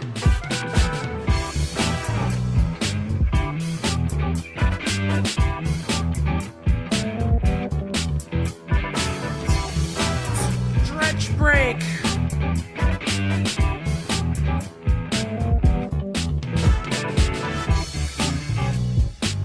Take a 15-minute recess. Court's in recess for 15 minutes. We're taking a 15-minute recess. All right. Oh, did you all stretch? I hope you stretched. Because damn if I haven't been sitting in a chair for 27 days. Court's in recess for 15 minutes. So, Miguelina, if we can just change to 15-minute break. The state is still in their closing argument. We're going to get to your questions. I love the discussion of idioms in the chat.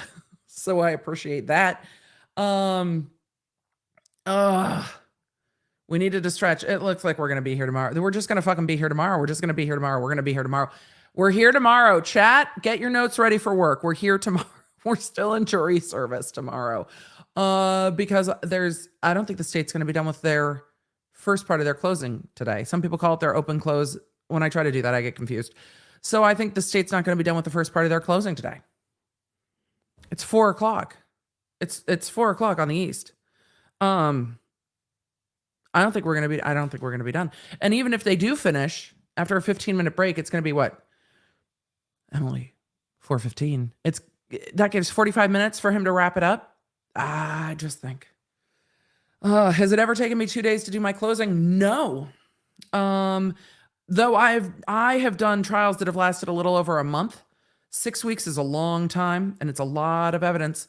And Creighton wants to get it all in. I really thought that trying to tell the jury what the jury instructions say and point out the most relevant facts. But that said, this is this is an entirely circumstantial case. It's why he read the circumstantial jury instruction to the jurors again. It is an entirely circumstantial case. So the state gets to use motive, means, and opportunity to prove identity. They get to use, and they need to use things like the timeline to prove he's the only one that could have done it because it's circumstantial. So with that, we're going to see a longer closing to put those pieces of the puzzle together. There were moments of this closing that were very, very helpful. I thought. I liked the way he walked through the timeline. I liked the connections that Creighton was making. So he's trying to give this jury arguments towards guilt. Motive, means, and opportunity. Motive, means, and opportunity. That's what he wants to hammer home to the jury. They are allowed to use motive, means, and opportunity, or any one of them, to determine identity. He has talked about that some, but that is what he is talking about. So Mustang Mama said, I thought they only got 2 hours for closing arguments. No time limit on these. No time limit on these. So we are still in the state's closing. I'm going to go to questions. Thank you all for the gifted memberships and the super chats. Thank you all for being in the chat. I appreciate it. But no time limits. And that time limits is a thing that varies court by court, judge by judge. We saw somewhat of a time limit in the Brooks case, mostly because they needed to rein in, I think, the defendant a little bit and give him some bumpers. The state said, we think we'll take about this long. And they said to the defendant, do you think that they'll take that long? And they said, yes. So this is a circumstantial case. So Creighton has to go through all of it. I think for me, he went through the financial too much, but he needs to look at this jury and decide. This jury seems to be over the financial crimes part of it because it's gone on so long. But once we got to the after lunch part, he was moving right along with motive, means, and opportunity, and how motive, means, and opportunity shows that it can only be Alec Murdaugh from the state's argument.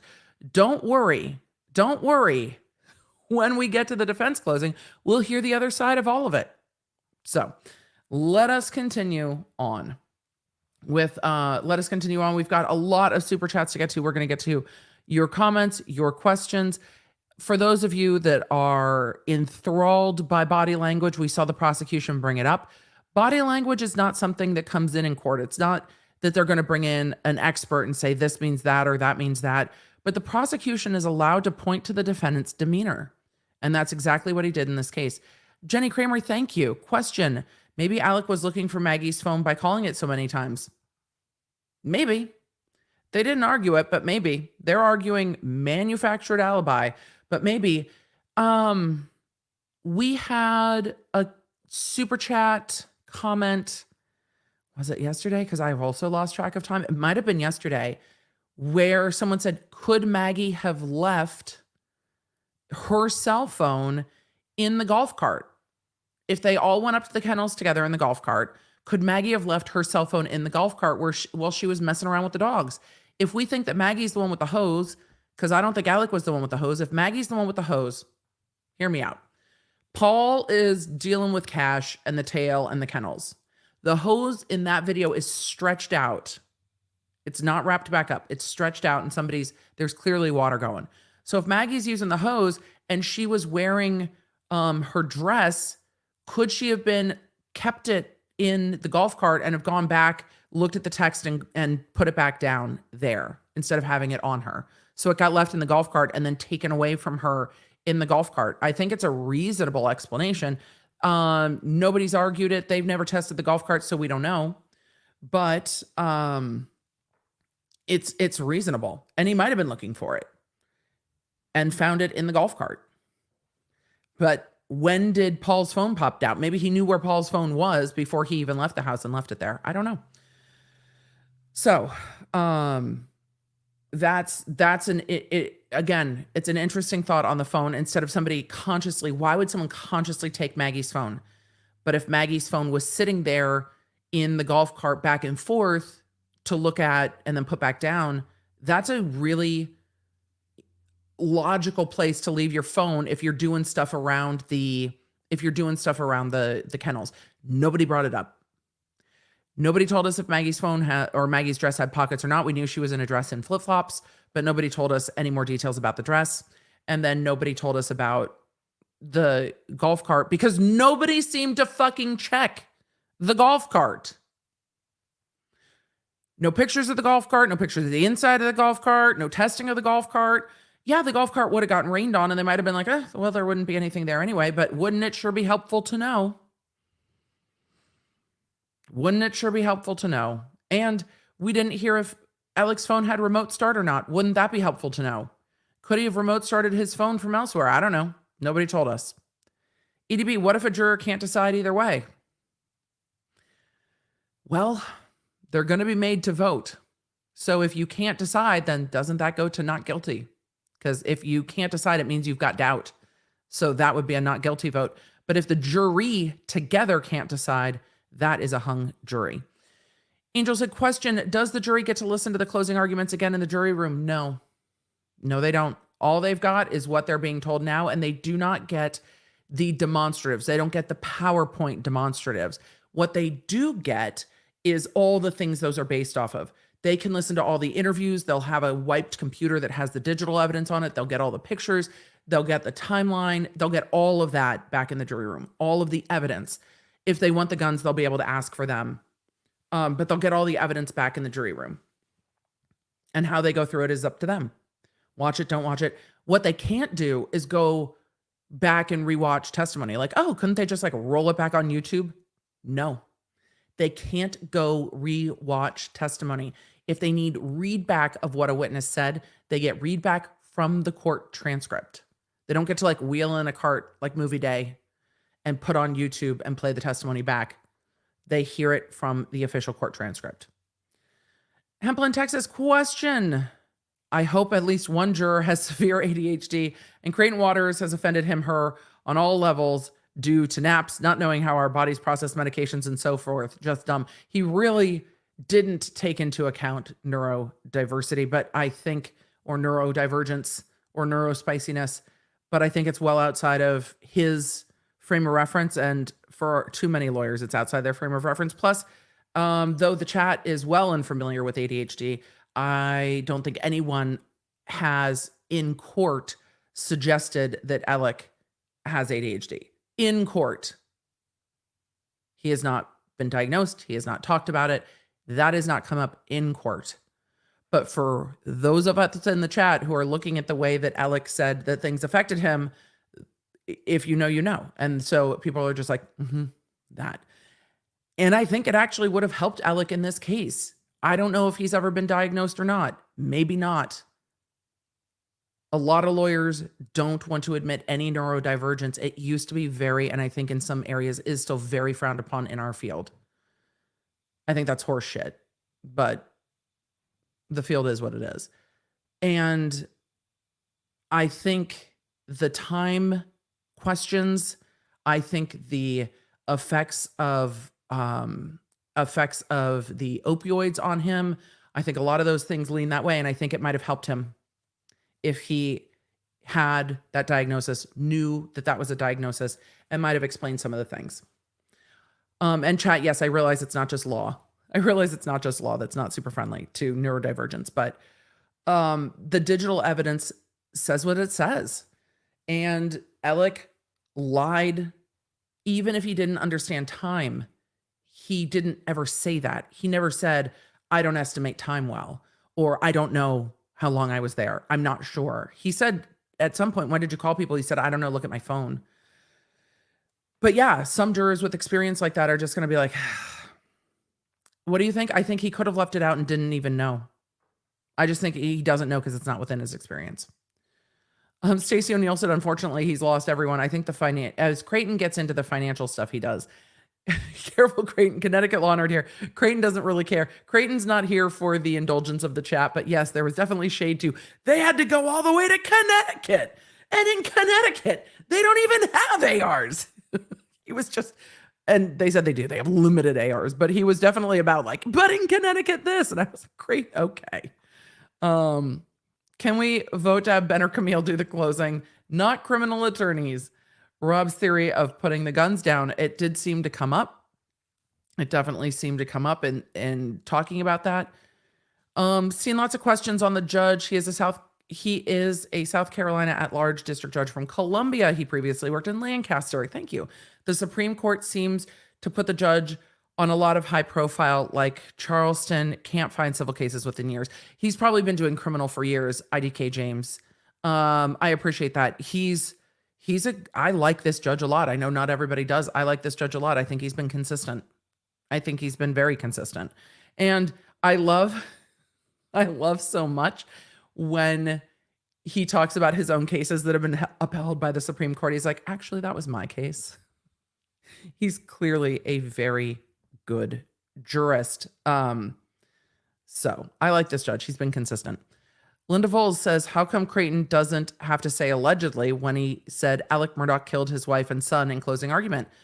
Because he's arguing. He's not saying this is the accused. He is saying a closing argument is argument. This person did this crime is closing argument. So it's not alleged to Creighton. Creighton is arguing to the jury that it's been proven, not alleged. So that's why, because we are in closing argument. There's no allegedly going on in closing argument. Closing argument, my mentor who was one of my trainers and then ended up being one of my direct bosses later, but his number one rule for attorneys, because and you know, it's the way that it colors my career, because my trainer was like, keep it simple, talk to the jury, walk them through this. And that's the style that I like. If you were sitting down at a table with these juries having a glass of wine, how would you explain this case to them? How would you tell them what's happening? And so what he would say is the crime, and then the defendant's connection to the crime.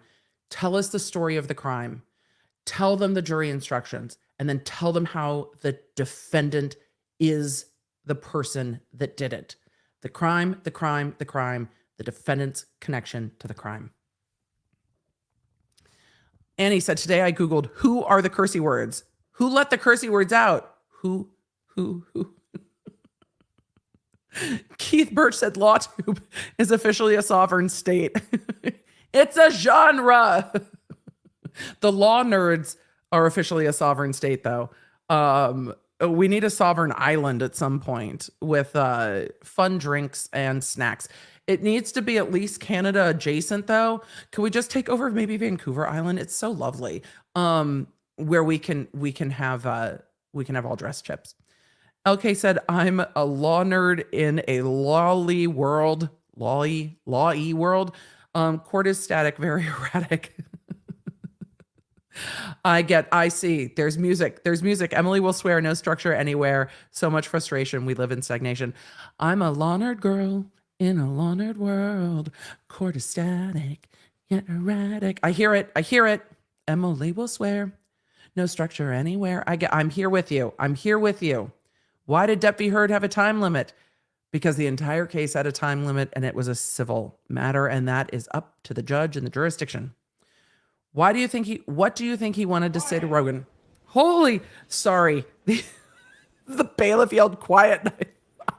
Did you see Emily, do you think you're being yelled at? Yes, always. Let me go turn that back up, law nerds. I was busy singing Barbie World. Oh, the bailiff yelling quiet stopped my heart. I even had it turned down, and it stopped my heart. Do you think the defense is going to ask how much fucking longer Creighton has? I imagine that's the question. The defense is like, excuse me, Your Honor, are we there yet? That's exactly what they're talking about, is scheduling. Your Honor, are we there yet? Jim Griffin with his like. Another matter we would take up, so I was hopeful that we would, after he closes, we would move to the.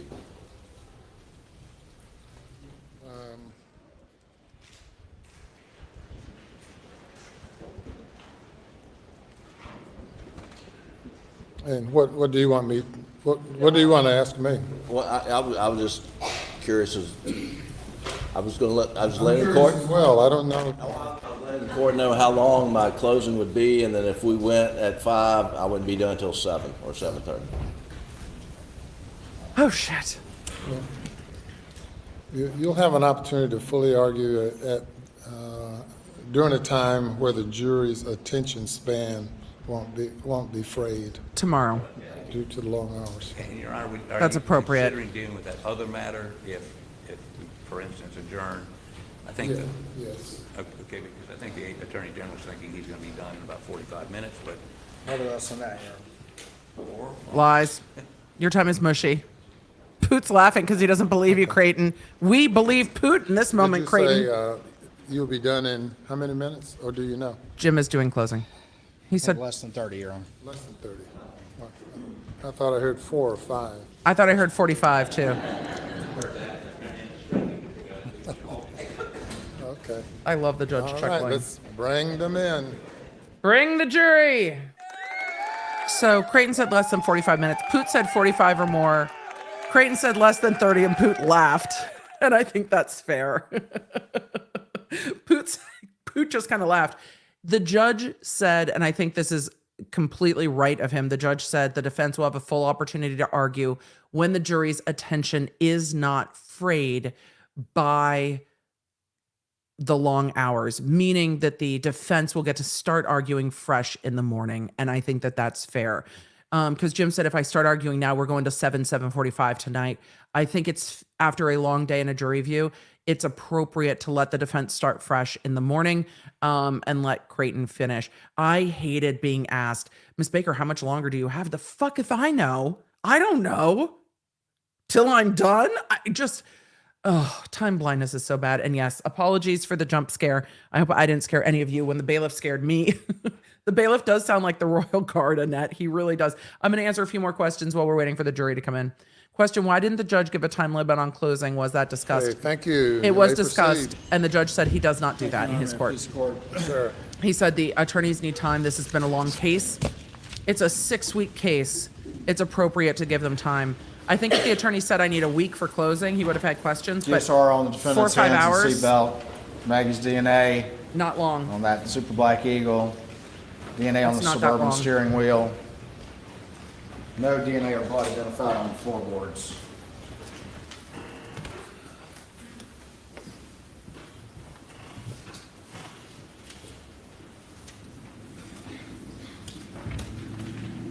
If Creighton's going to keep taking pauses, I'm going to keep Showing answering y'all questions. State 7. That's the how you doing comment. I don't think that's weird. What's up? How you doing? I don't think that's that weird. Thank you, Lisa. States 5. Also from the body cam. Anthony, we do need a loaner. Very dark out there. We can see how well lit it can be when the lights are on. They want to argue it. 22, Oh, I'd love to see that. Creighton, did you bring enough for the class? 93. Oh, that's bright. It looks very lit up when the 47. lights are on.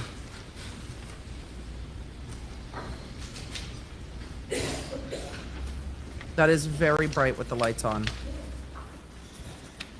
It's a lot of photocopy photos.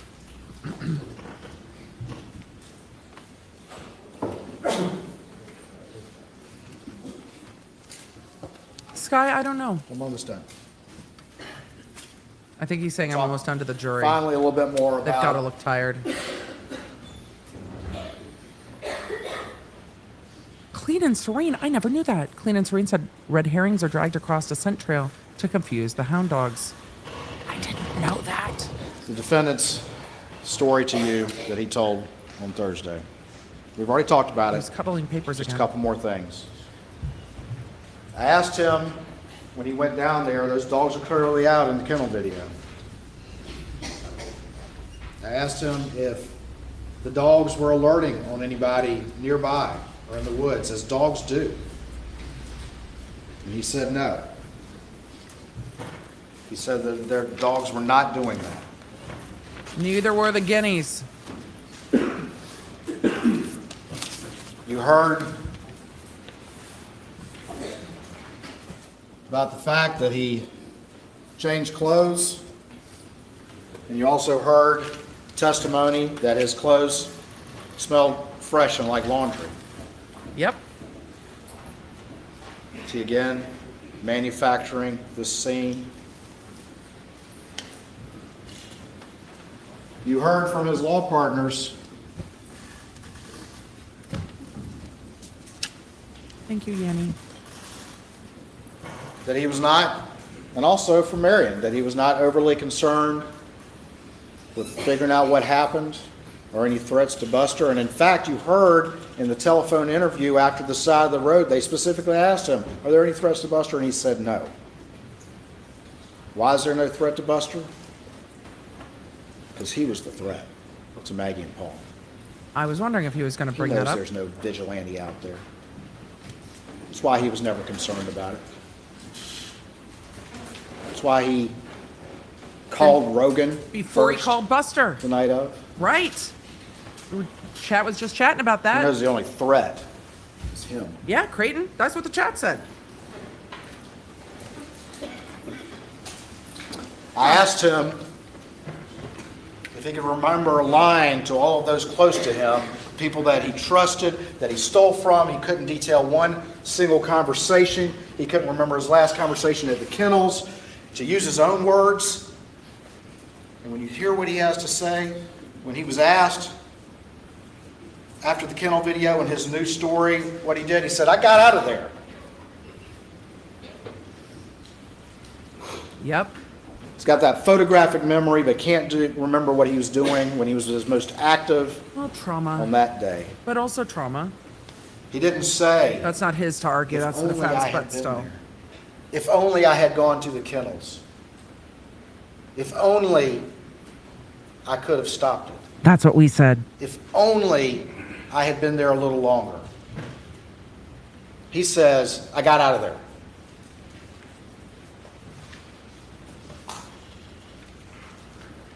What father would hold anything back if he were innocent? What father would care what happens to him after that?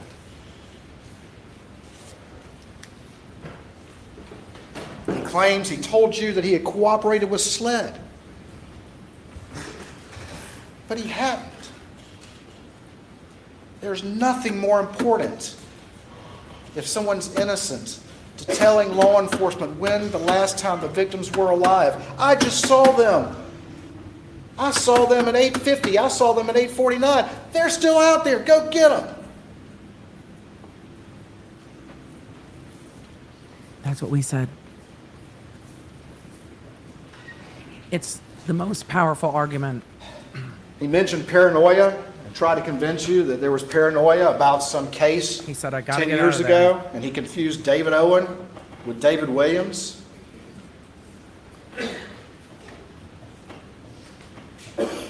He got on the stand, ladies and gentlemen, and as he got confronted with things, as he was allowed to keep talking, he kept adding a new factor and a new factor and a new factor to justify why he's lying to you, why he had lied to law enforcement, and to justify why he's telling you what he's telling you now. He kept adding them. He can remember those, ladies and gentlemen. He can remember a new one. He can remember this. And the problem with that is that there's no mistaking David Owen for David Williams. We showed you that picture. I'm glad they brought in the picture. This is a man who rides around with a badge in his windshield, who had blue lights installed on his private vehicle. Yeah. And if you need any proof that he makes up lies and is very convincing with them and makes them up on the fly, He told you he had approval for the lights.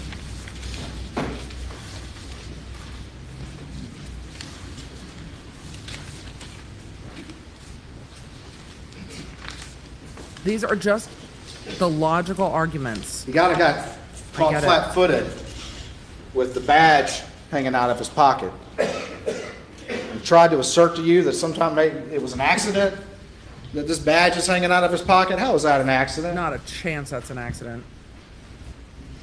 See how quickly he was able to lie? But more importantly, Maybe the blue that's lights. He sat there and told you 3 times, I think he said his name 3 times, that Sheriff Smalls, the former sheriff of Hampton County, gave him permission to put blue lights in a private vehicle. for a part-time assistant solicitor in blue lights in a private vehicle.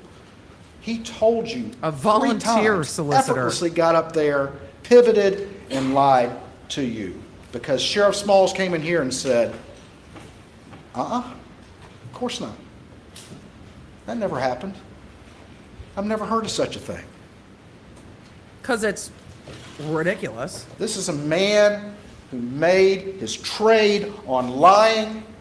He lied about the most important fact in the case, and he sat there and effortlessly and easily pivoted to a new lie when confronted with something he wasn't prepared for. And the sheriff came in here and said, no, that never happened. Of course not. But he looked y'all in the eyes and told you that.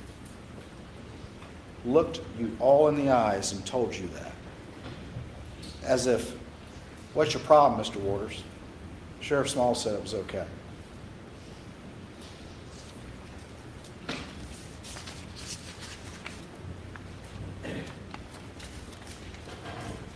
Tries to tell you that he was paranoid about having a bag of pills in his pocket. The man who had blue lights in his car and had a badge, rides around with a badge in his windshield.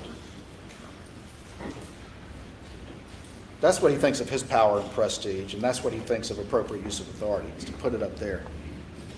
It only serves him. Don't disagree with that. It's only there to serve him.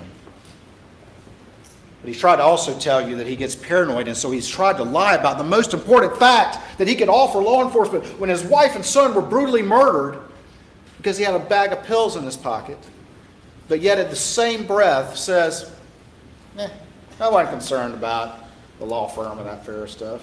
I'm not concerned about the boat case.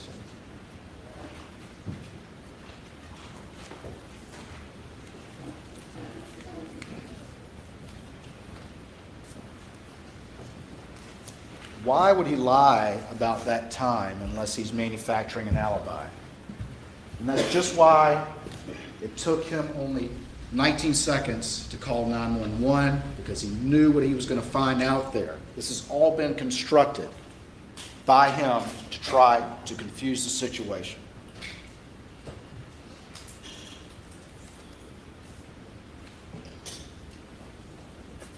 That lie that he told you, he tried to make it seem like he'd been trying to tell this, but he also admitted on the stand that, and as did his brother, that his own brothers heard it for the first time last week. That his own attorney was repeating the story that he was napping the whole time and never went to the kennels on HBO in November, just a couple months ago. HBO has entered the chat. A lot of people lie, ladies and gentlemen. A lot of people lie.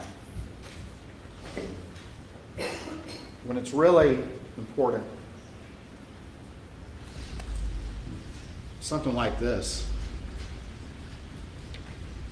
brutal murder, most people are going to come clean about a bag of pills. But why do people lie? People lie because they knew they did something wrong. That's why he lied, ladies and gentlemen. And just like always, when confronted with new evidence that he no longer can deny, he backtracks, he pivots, and he tells a new story from that stand and looks you all in the eye. And then when new evidence comes up on cross, he backtracks and he pivots and he tells another new lie. And I'm sure if he could get up there again, he'd be telling, well, let me rephrase that. He's said so many witnesses are lying on him. They're all lying on him. But the one thing we know is a constant is that he lied to them. Mark Tinsley's lying. Jeannie Seckinger's lying. Shelley Smith is lying. Blanca's lying. Everybody's lying on the master liar.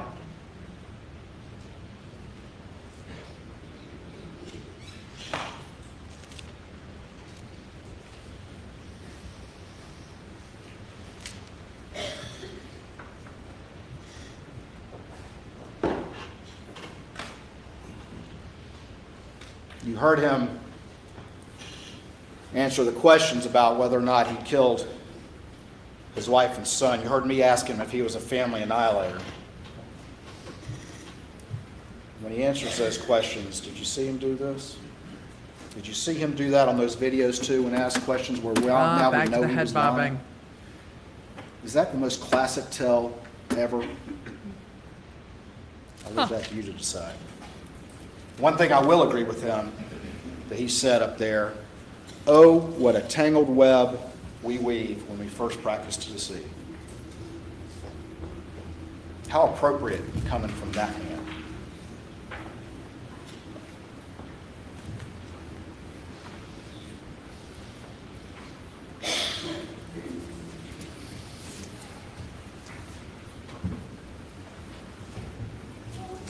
He got a new color guard rifle today.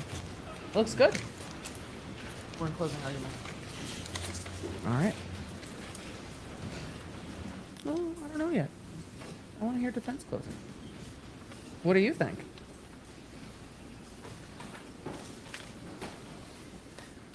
Bye, buddy.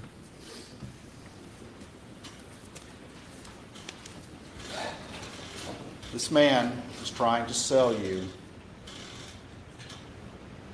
on an idea that he was at the kennels, that he jetted back, that he went inside so quickly and quickly dozed off in the shortest nap in the history of the South. Instant grits. And then he got in his car. T said he hasn't heard the whole trial and he doesn't pay attention when I was talking about it, so he's not sure. Just what happened. seconds after these supposed vigilantes, these vigilantes that apparently are 5'2", that knew somehow that Don't say they're Paul and 11. Don't Maggie say they're 11. would be both at Moselle on the evening of June 7th between 8:44 and 9:02, that also knew that they That's would be helpful. alone at this time, that they knew that Alec would not be at these kennels,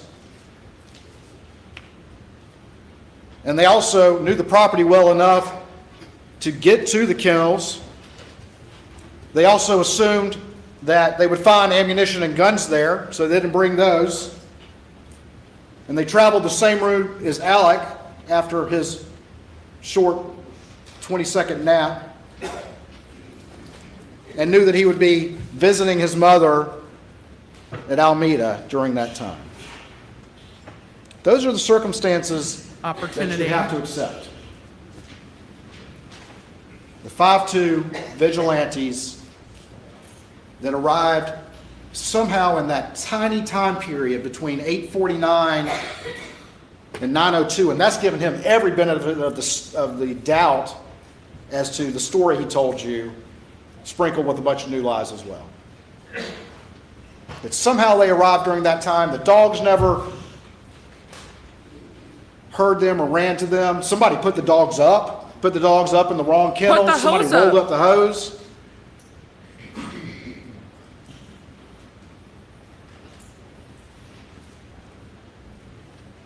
And these vigilantes were just lucky enough to find these family weapons there. They found guns and they Which found he's clear the victims. on the other side of it that he says were never there. He's so clear. Oh, we never had the blackout. We never rode around with the blackout. And they didn't find Alec.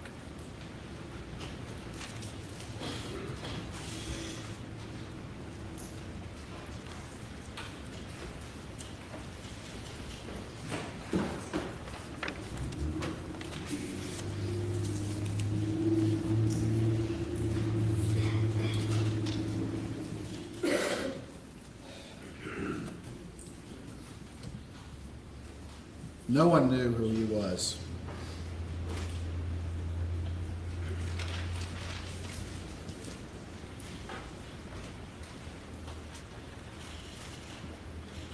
No one knew what he was capable of. No one knew who this man was.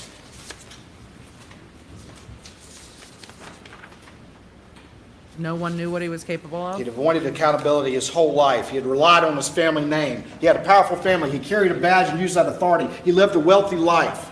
But now finally, he was facing complete ruin. His father, who he idolized, who I worked with on occasion, was dying. His son was facing charges for the boat case. He was facing a civil action that not only could potentially ruin him, but expose the reality of what he'd been doing for years. He had an opiate addiction. The entire illusion of his life was about to be altered. He couldn't live for that. He's the kind of person for which shame is an extraordinary provocation. Shame is an extraordinary provocation. His ego couldn't stand that,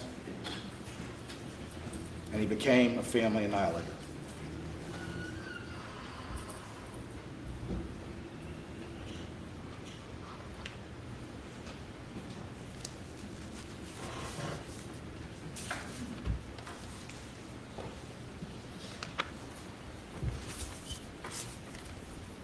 And I was thinking,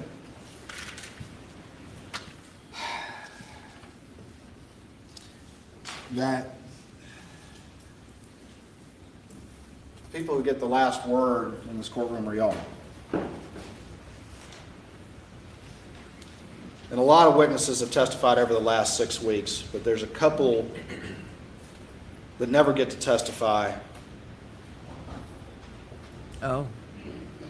that are important, and that's common sense and human nature. Oh, that's not the way I thought he was going. I thought he was going to say Maggie and Paul because they're the victims. And But there's Paul, 2 more that don't get to testify. Yep. But We couldn't Paul, bring you any eyewitnesses because they were murdered. But Paul brought you the video.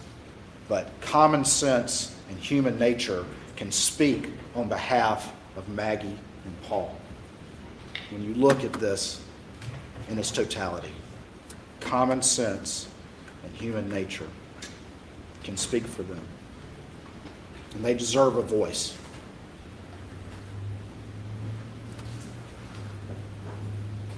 Everything he did was meant to try to frustrate the forensics as a lawyer and a prosecutor with the 2 guns and the manufactured alibi, and not taking his phone down to the scene, deleting call logs, making short phone calls, bringing up the boat case, moving Maggie's phone, changing clothes, looking at Paul's phone, calling Rogan.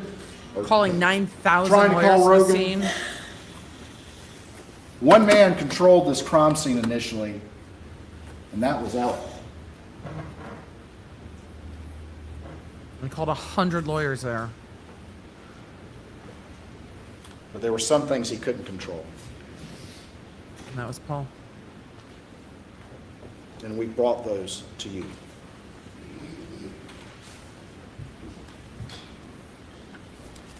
A couple things that the defendant said that I agree with. He said, whoever did this had anger in his heart. Oh, good. We came back to that.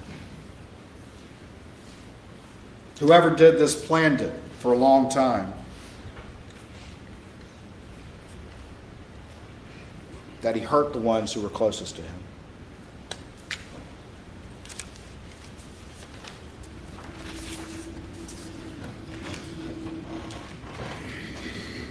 It may be hard to fathom, ladies and gentlemen, but when you put all these circumstances together and really understand who he was in the entirety of his life,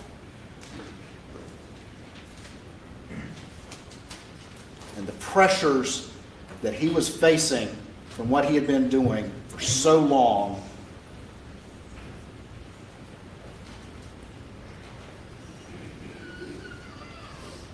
you can understand it.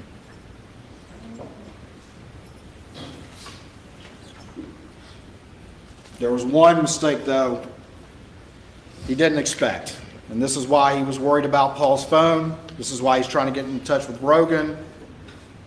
And it was that kennel video that came up late in the investigation. And one of the things I asked him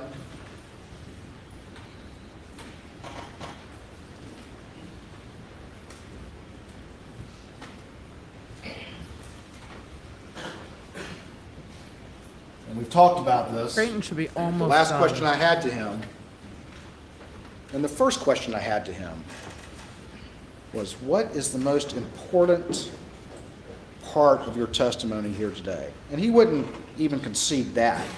But he at least conceded that the most important thing was to look you in the eye and try to explain to you why, after his entire history, you should believe him when he says, okay, I was down at the kennels for one brief minute, but I had nothing to do with this.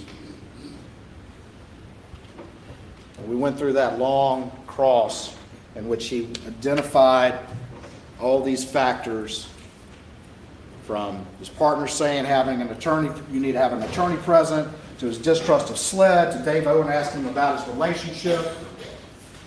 And I asked him, at what point did you decide to lie? Well, he didn't know Creighton. And he finally agreed, okay, it was in this interview. It was that moment He lies in all the the June 8th time, interview. Creighton. It was during that interview.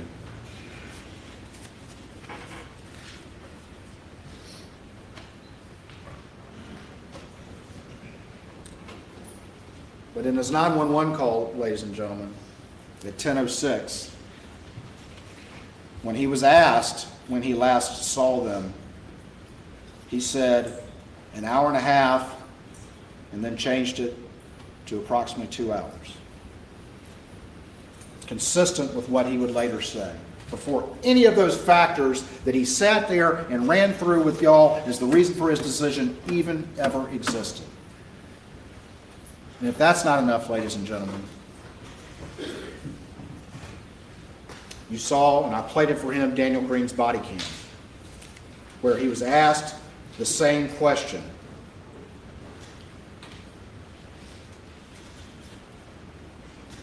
And he said that it was 1.5 hours plus 45 minutes. And all those factors that he identified to you as to why he supposedly lied, he was lying to you, ladies and gentlemen, when he made those up. He was lying to you when he made those up. Just like he's lied to everyone close to him. And he's good at it. He's good at it. Okay.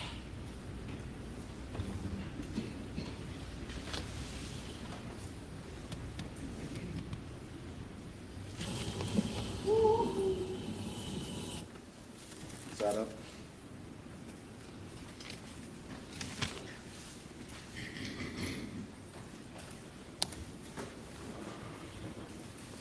I don't know what video they're going to last, but it looks like somebody walked in the door by the way the gallery's acting. It was earlier tonight. I don't know the exact time, but I left. I was probably gone an hour and a half from my mom's, and I saw them about 45 minutes before that. Okay. I rode around with Paul.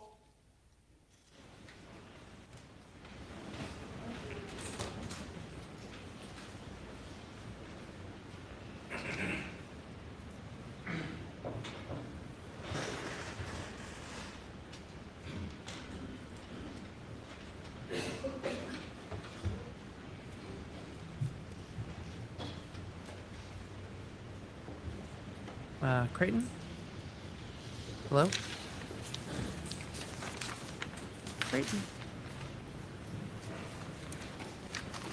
Motive.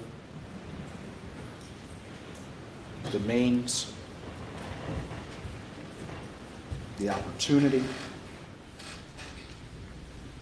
And ample evidence of guilty conduct and guilty conscience.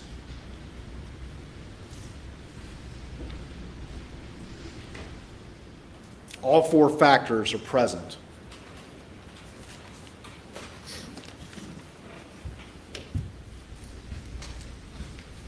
And Maggie and Paul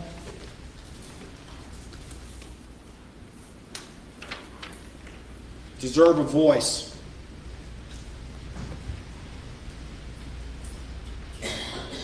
They need a voice because they can no longer speak. And this has been a tough job, Yep. but the system depends on people who take that oath as jurors and are willing to honor that oath and make that tough decision And to justice vindicate depends these victims, on you. to vindicate Maggie and Paul, who were cut down in the prime of their lives.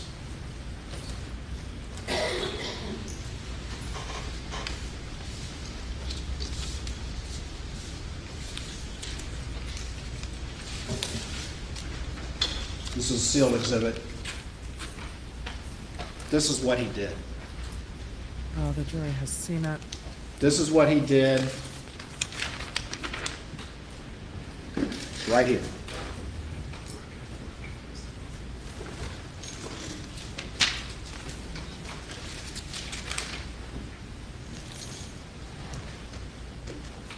This defendant,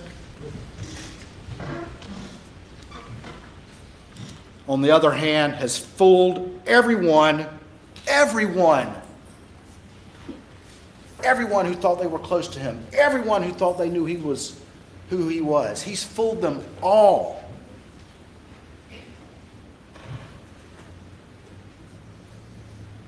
And he fooled Maggie and Paul too. And they paid for it with their lives. Don't let him fool you too. On behalf of the state of South Carolina, Oh, he's done. I ask you to return a verdict of guilty against the defendant, Richard Alexander Murdaugh, for the murder of his wife, Maggie, and his son, Paul, and for his possession of firearms during the commission of those malicious offenses. Thank y'all for your attention during this long trial. And with that, Creighton Waters is done with his first closing argument. It is All right, ladies and gentlemen. almost 5 o'clock in the east. That will be it for So the court's going to let this them go. day. We'll resume at 9:30 tomorrow morning. If you go to the jury room, and you'll be dismissed in just a few minutes from the jury room. And please do not discuss the case at all with anyone, including your fellow jurors. The jurors are leaving the courtroom. We will stay here and wait and see. The defense will close in the morning starting at 9:30, and then the state will have a chance for a rebuttal. So all totaled with a lunch break, when did we start closing? They started closing at after like right around 11:30 Central, so 12:30-ish. They broke for lunch at 1 and then finished at the end of the day. That's not the longest closing in the history of the world by any means. Recess until 9:30 tomorrow morning, except for the matter that we will address in chambers with counsel. All right, so they are addressing something in chambers, which means court is adjourned. We will not hear anything else put on the record today. I'm going to leave this up as we watch them leave. They're going to go talk in chambers about whatever has come up. But with that, after 6 weeks of trial, a closing of, under 5 hours, 3 hours, is not terribly long. I think there was, and for me personally, a bit much about the financial stuff. What he got to after lunch, tying it together, I thought was much more powerful. I thought the timeline was much more powerful. Clearly, the state believes they need to continue to go through the timeline of the financial crimes. I really don't think they needed to. I think the timeline that we saw after lunch is what they needed to, and maybe Creighton wanted to make sure that that was done so that who's going back into chambers too, so that it could be clear as the motive. I personally think that the opportunity and means arguments are the strongest arguments for the state.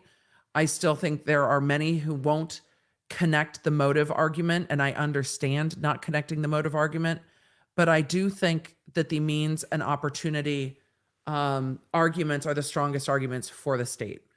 Who else could it have been? And that's what they are arguing. I think what you've all seen is that the state will use your words and actions against you.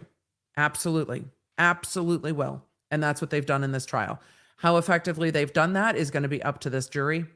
And some of you can decide.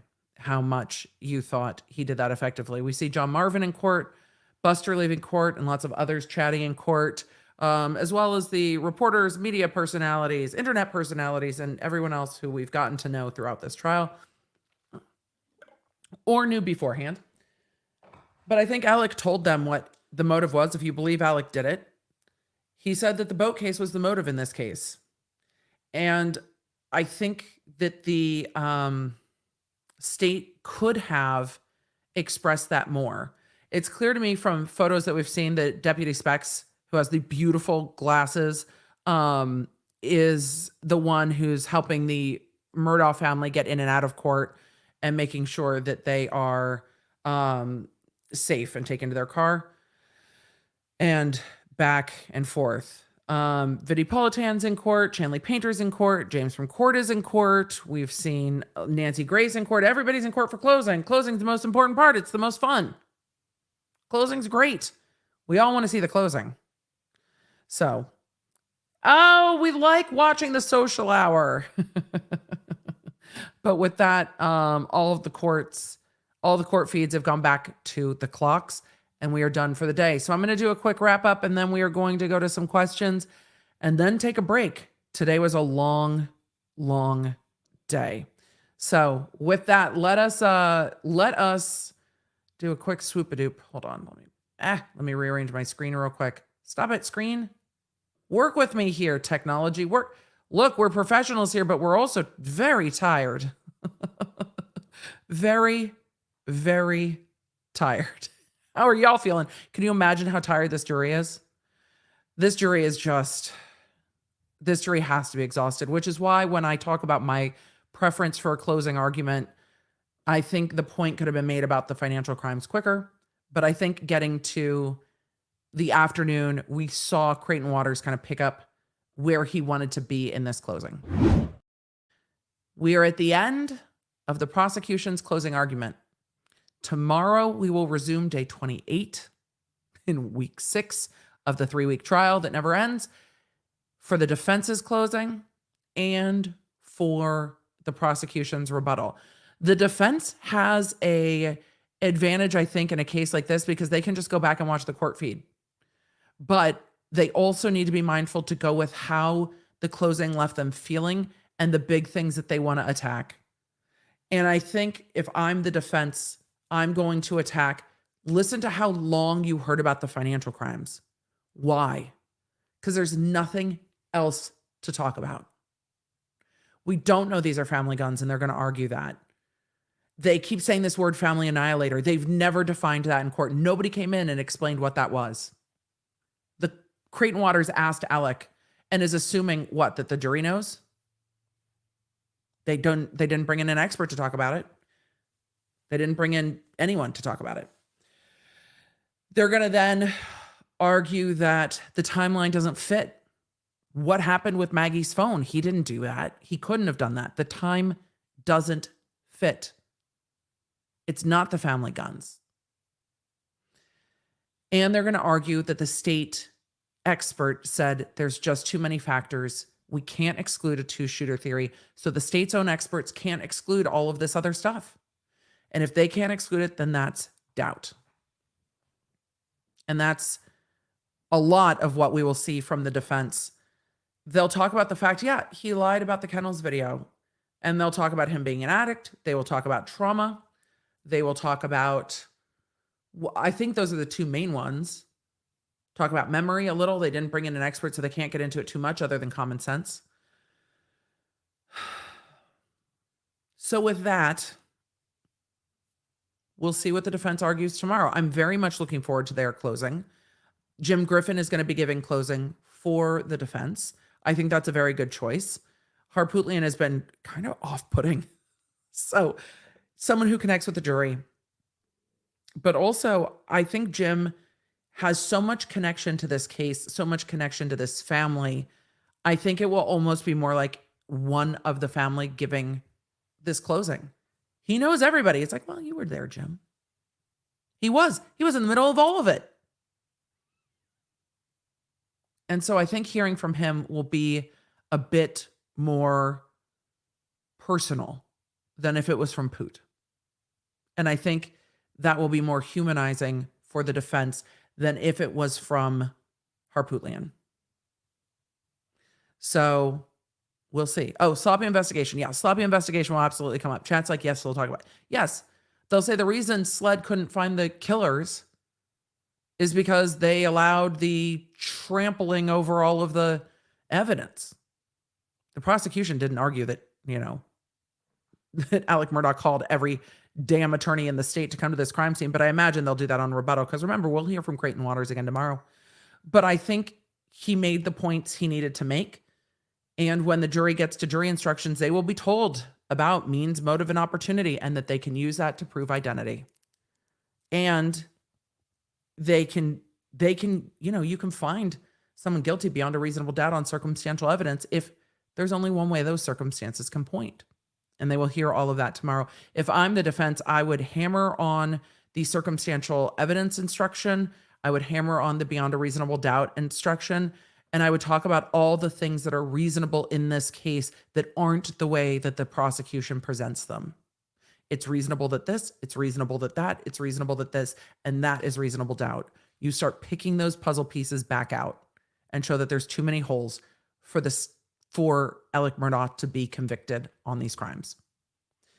But Creighton Creighton did a good job managing time. And maybe this is why you bring in all the financial stuff to manage the time, because he leaves them overnight with his words.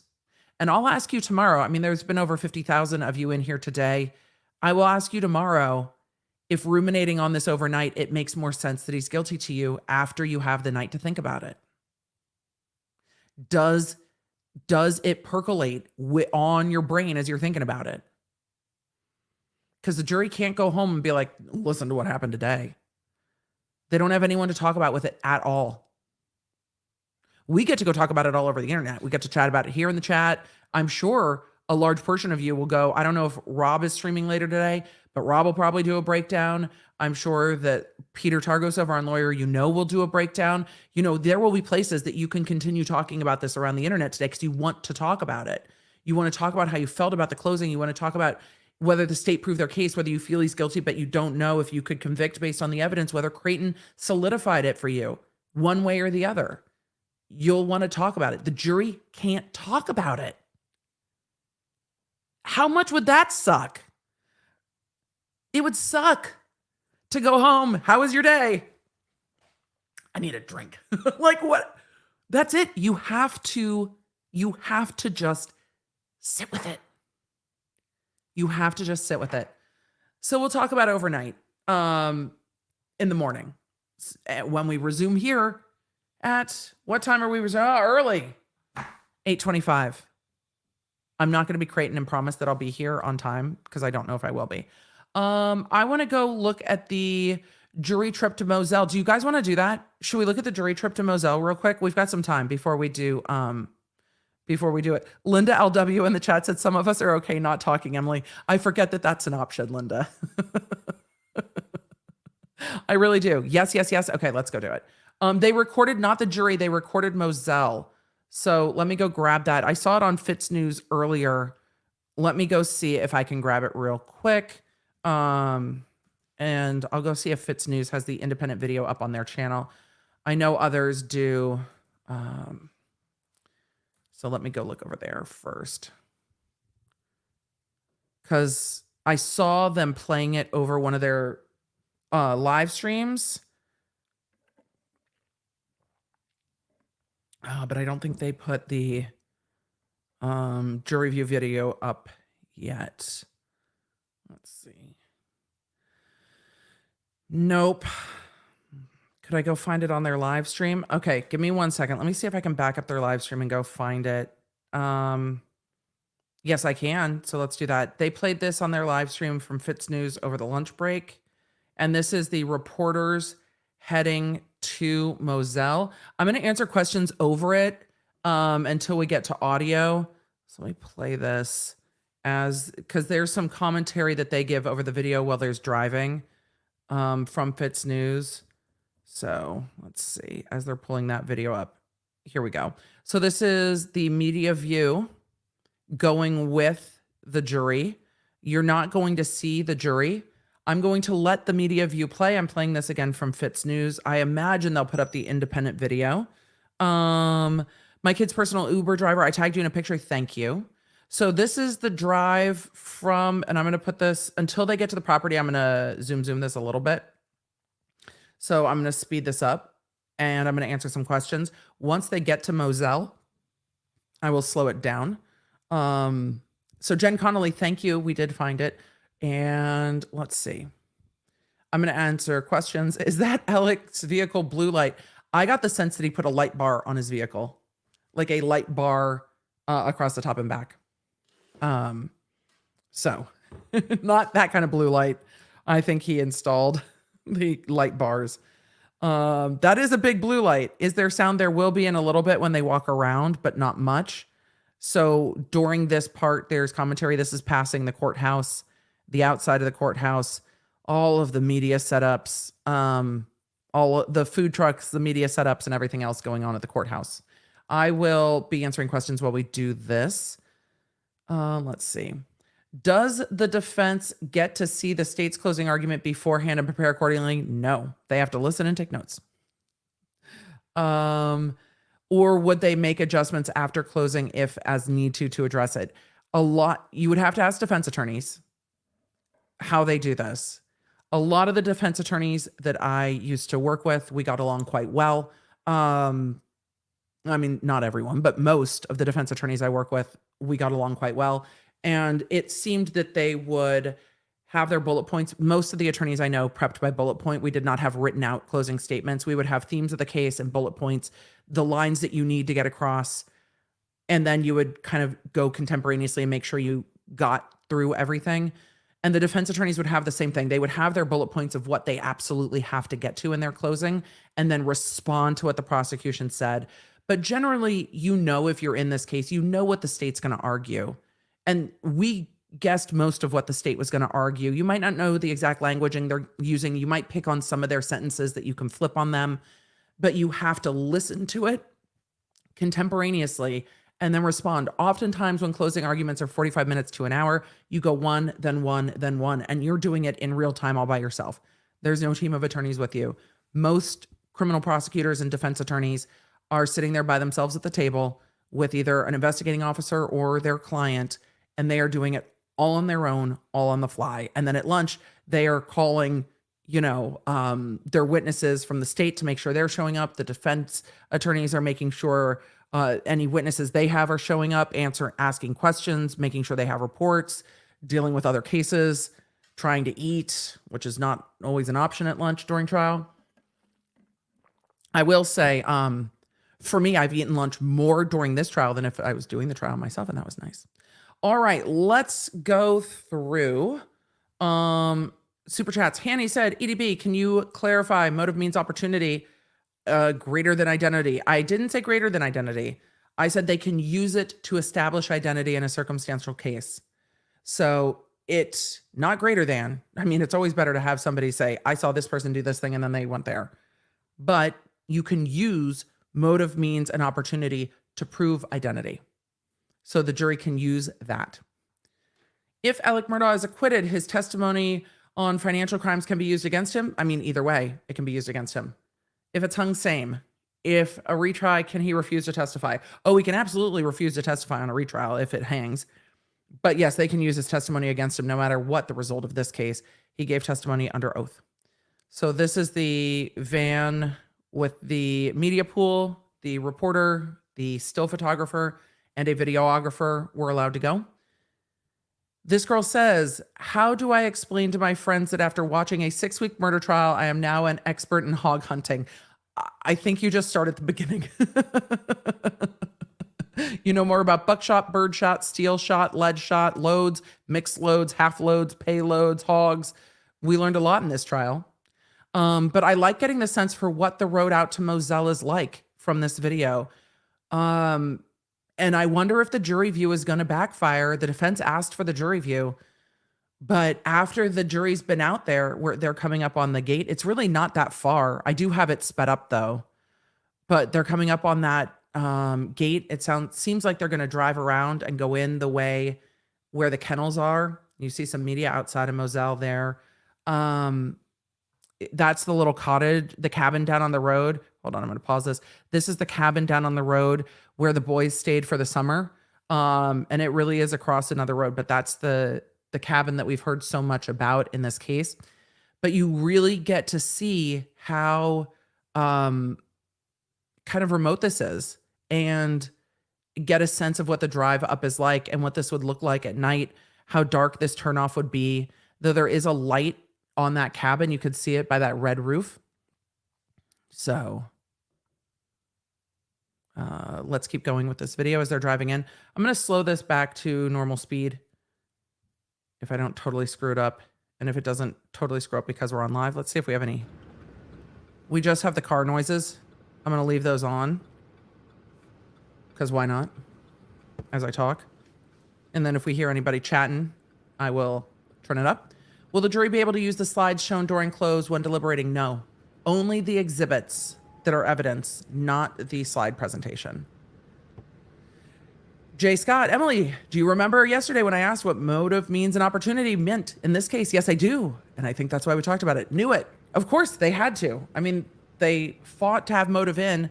The reason the judge let so much of the motive evidence in is because they have to prove it and they can use it to prove identity. So that's why the judge allowed so much of that in. At what point is it too much? Well, I think sometimes going back to financial crimes from 2014 is a bit too much, but the prosecution argued that it was a continuous act and that's why they could go back that far. I think they put the camera down because they were making sure that the jury had left. I'm going to turn this up a little. Just got a sense for how quiet it is. Hey, from South Carolina, Emily, is it a bit sus that Buster is the only one who doesn't remember Paul's replacement blackout? I don't think so. Here's why I don't think it's sus. I don't think it's sus because he was away at school and away at college during that time period, and he might not have known what his family was doing. It seemed like he was kind of distancing a bit from like being at Moselle and hunting as much. So that's the gun his brother was using. I don't know. I don't necessarily think it is. It just, okay. I mean, my brother, I don't know everything my brother's doing. So no, it didn't strike me as untowardly odd. Do you think Poot was trying to incriminate Ronnie yesterday as the potential killer? It sticks with me as a question. I don't know. I don't really think so. But I don't really think so. I think he was trying to prove that Ronnie was biased and that they shouldn't have been listening to what Ronnie had to say because of bias. And there's a jury instruction that goes to bias and you can disregard it, or the jury instruction on credibility. So I think that's what it was going to. The jury's allowed to disregard it. Okay, I'm going to narrate a little of this. There's the hangar. So on this view, we can see the hangar going out both sides. You can see the kennels over to the edge of the tree line and then the doghouse in the front. Let's make this a little, I think that's as big as I can make it. If I put me down here, is it bigger? Hold on. A little bit. That makes it a little bigger, doesn't it? Let's do it this way. Give me 1 second. We're going to, there we go. That's a little bit bigger. All right.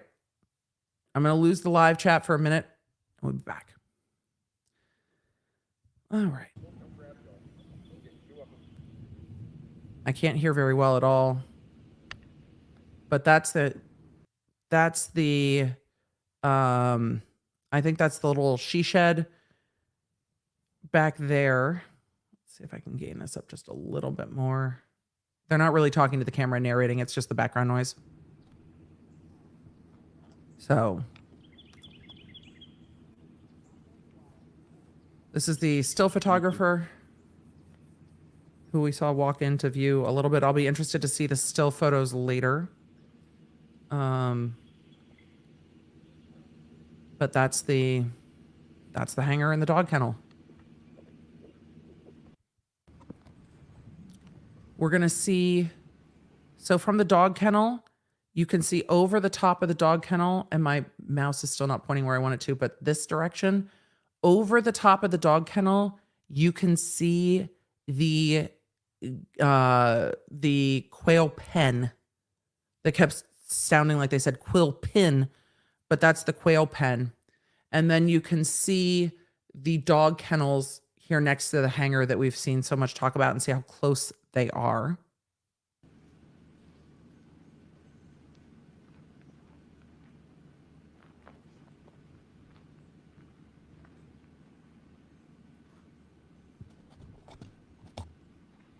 So, dog kennel, and then behind it is the quail pen.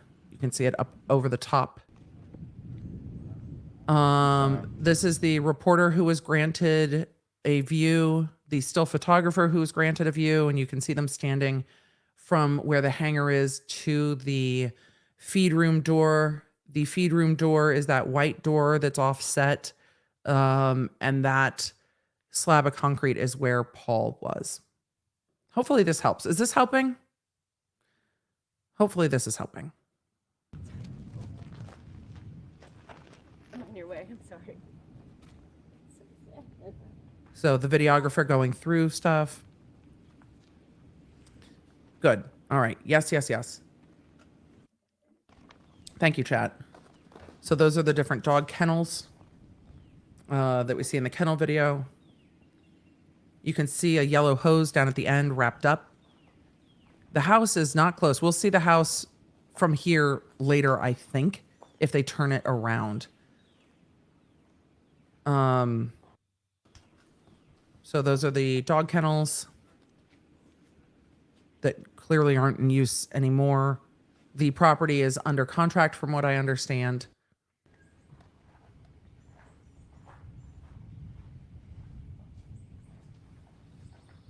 The feed room is still there. We'll see it. I'm sure the videographer will go into the feed room.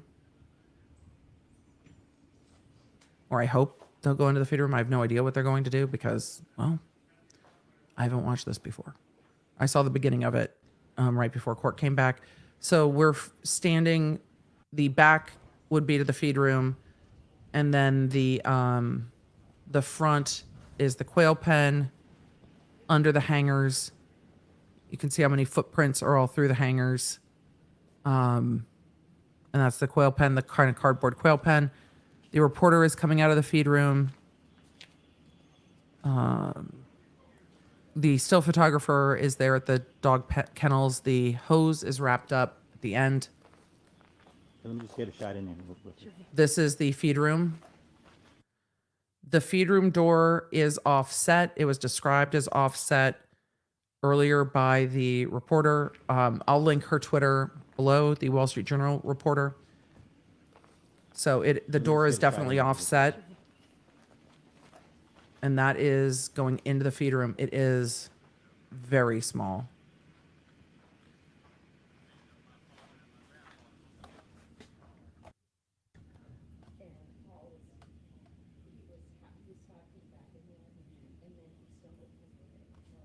The cement's not new. It's clean, though. And I imagine to clean this area, they might have changed the walls a little bit because the walls look different. The door casings would still have those bullet defects in them unless the casings have been changed completely. But if there are still defects in them, I'm sure the still photographer grabbed them. So that's the feed room attached to the kennels. Is it considered unprofessional for lawyers to chew a pen in court? I don't think so. I mean, lawyers are people that do all kinds of things in court. So it all really, lawyering is really about jury perception and knowing how the jury is perceiving you, if the jury is perceiving you at that time. It looks like that's right where the light switch is. And then you can see the tree out that back window. The back window still has defects in it.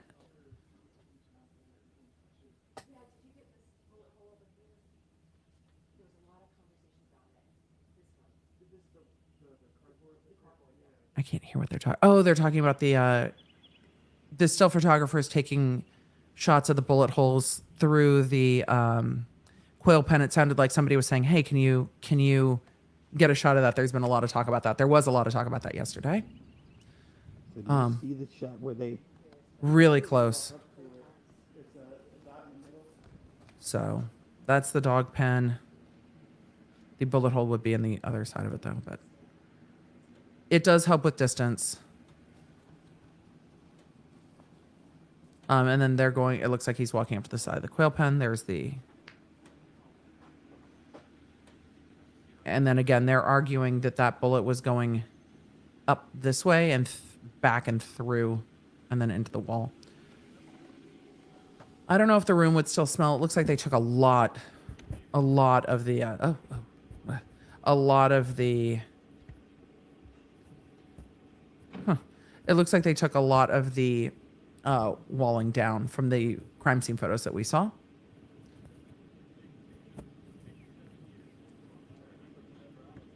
The way that Creighton Waters so naturally paused to say bless you reminds me of how Alec Murdaugh did the same thing to say how you doing when speaking to police. Same. I think it's the exact same. It's just a kind of default to politeness. Agreed. Does the jury need to give a reason for their decision? No. And they aren't asked about it.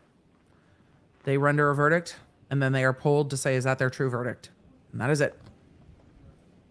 Question, do you think Creighton paid royalties for the stock photos? Absolutely not. He's probably grabbing them off whatever program that they're using to make the PowerPoint. He lied about being at the kennels on the 911 call. I don't know about that.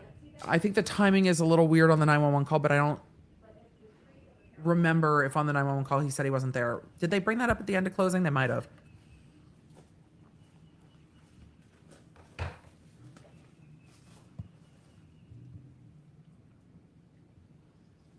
Why didn't the defense show evidence Paul was getting threats due to the boat case? Let me just get one big wide shot here if I can. I hope they turn around and show a wide shot back towards the house. Like showing it the other... Turn it around and show... Yes, the other way. Are you able to see the video? But I didn't see any bullet hole there. Is there a bullet hole in the doghouse? Yes, there is. I feel like we haven't been listening. There is a bullet hole in the doghouse. I just hope they turn around and show what it looks like going the other direction.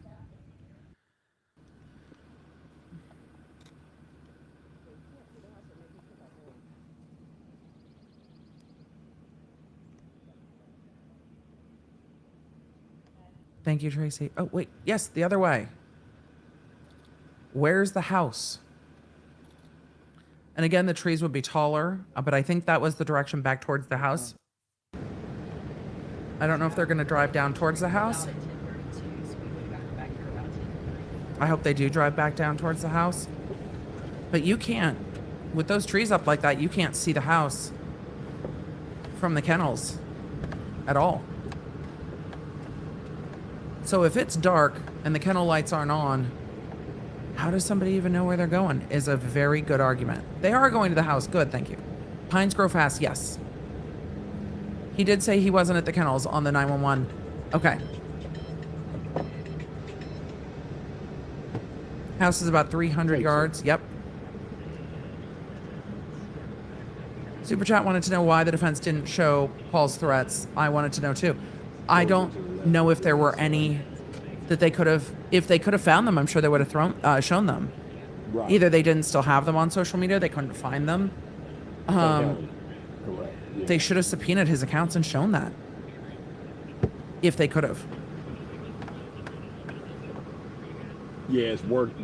Well, what had happened is that it sort of gave them an electrical shock. Yep, on the Snapchat the lights were on, which would make it easier to find. Or do you just for sure. replace it? And this is them going back to the house from the kennels. Okay.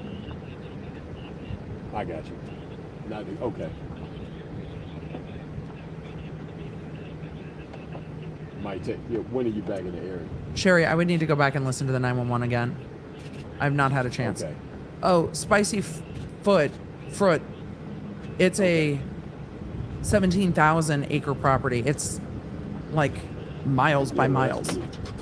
It's a massive property. A lot of it's swamp, but it is a massive, massive property. Okay. All right, well, just give me a holler. Right? Jazzy Hands, thank you so much for your very kind super chat. Okay. Question: will any of the proceeds from Moselle go to the Beach family? No, it's 17,000 acres. Not 1,700. It is 17,000 acres. It's huge. It's not 1,700. I'm going to have to go back and look. Y'all making me doubt myself. I'm pretty sure it's 17,000 acres. It's like 3 miles by 2 miles or something. It's huge. I'm gonna walk right up. I think a lot of it is swamp and wooded.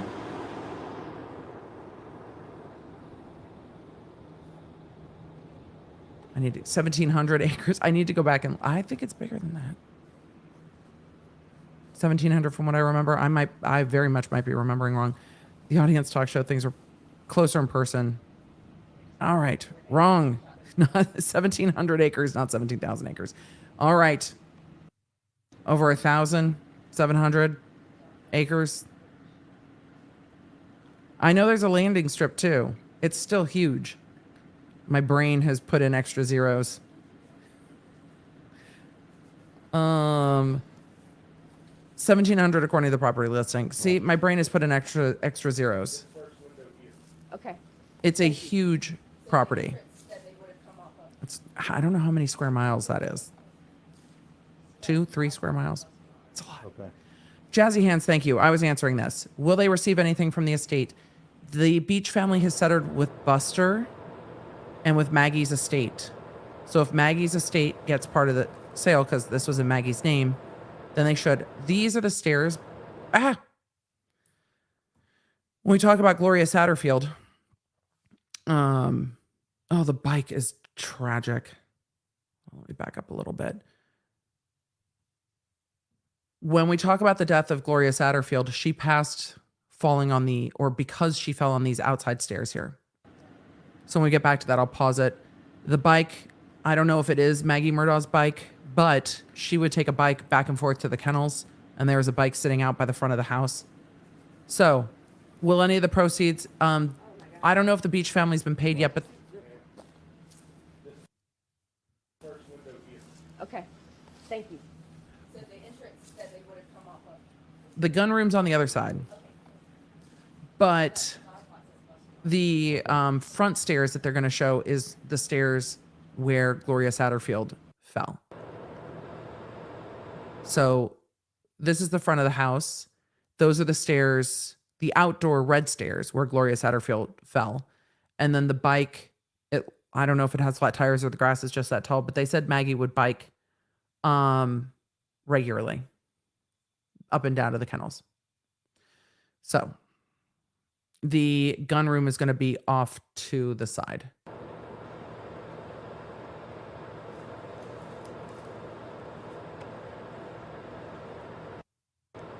Why did Creighton Waters talk so much about the financials when this is a murder trial? I don't know if he was trying to get to lunch so he could deliver his closing after lunch and use the rest of the day, or if they really feel that it's that critical to go into that much detail. I don't think he needed to go into that much detail. Most of us don't, but he has to decide. And it might have been his time to get them to lunch. The bike's tragic. To get him to lunch so that then they could get to the end of the day and leave it with the jury overnight to kind of sit last with his thoughts. Xana, have you ever done a jury view? No. I've never had a case that warranted a jury view. I went out to crime scenes after the fact when I had the cases. I went with law enforcement to walk through how things happen, but we never did a jury view.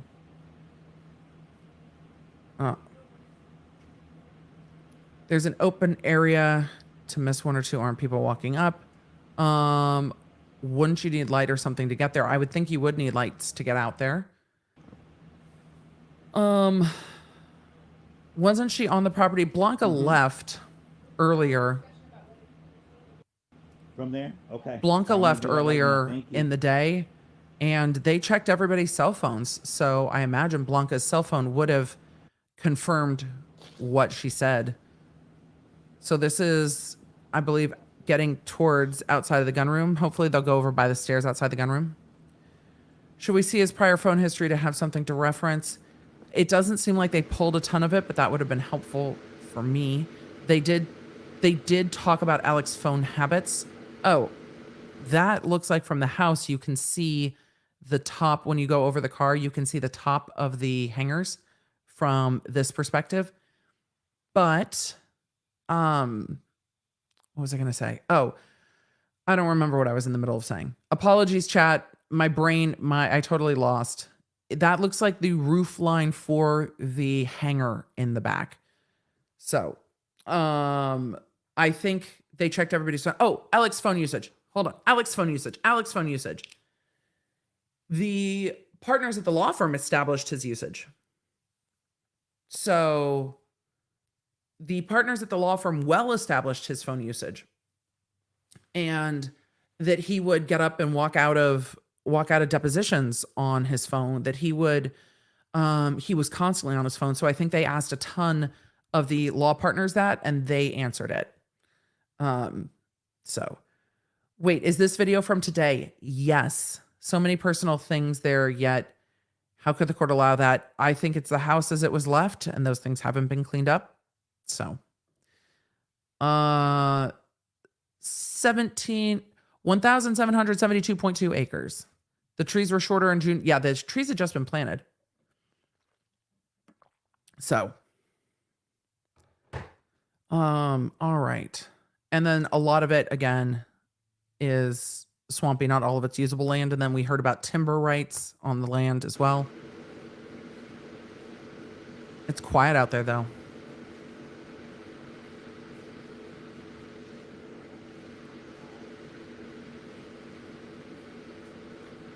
And Becky, I think that's fair to be stuck on, was he involved or did he do it?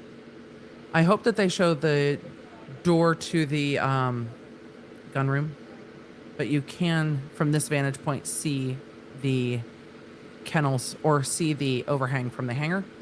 Question not relevant to the case, but did you say your cats had an Instagram? They do. It's linked down in the Andrew? descriptions of all my videos. Those were the stairs that Gloria fell on earlier. Just got my all-dress chips from Amazon. They really are good. Yeah, aren't they good? We're starting a campaign at the end of this trial. We're going to just lobby Ruffles. Maggie was right near the hangar.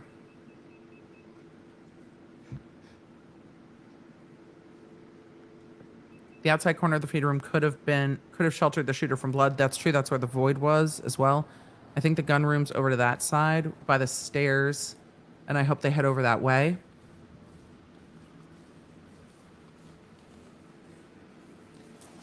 I have seen reports that the guy that sits right behind Alec most days is the former Attorney General of the state of South Carolina.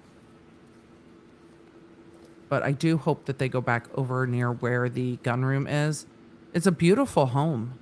It truly is a beautiful home.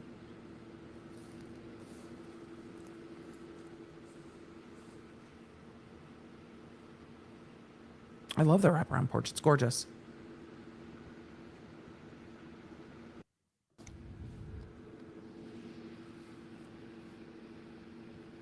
I've heard a lot of people say that. I have not seen Ozark yet.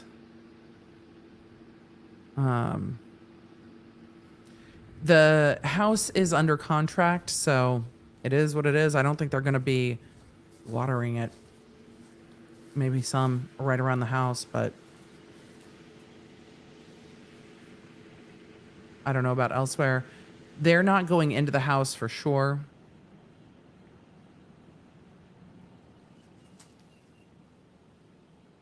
So the house is for sale.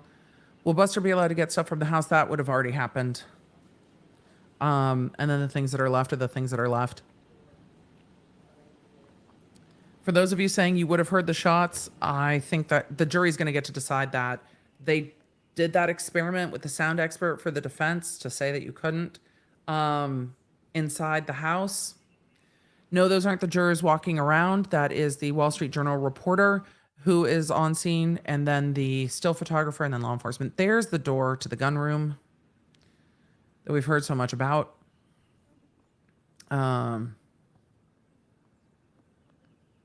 So those, it'll be interesting to see if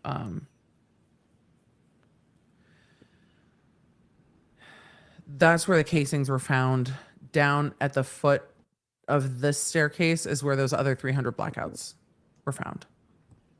So, Emily, you were going to say those trees are much taller than they were at the time of the murders. Yeah, they are definitely taller than they were at the time of the murders from all the photos Ready? that we have from the crime scene.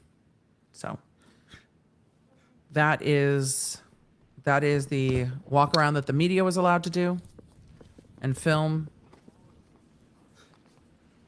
The issue from yesterday is a juror talking about the case. If a juror was talking about the case, then they will be replaced. And if they're an alternate, they'll just be removed. And that will be put on the record at some point. The bike and Buster Planter aren't in the real estate listing photos. That is a very good point.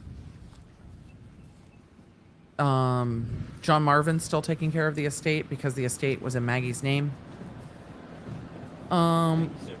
The photos has a gallery 70 stills from today. Post and Courier photographer. Post and Courier has been the still photographer the whole trial. They've been excellent. I think they've been rotating photographers. Bev, do you think the defense is proud to represent Alec now? I don't know if they'll say that. It'll be interesting to hear what... Go ahead, get it, I'll give it to you.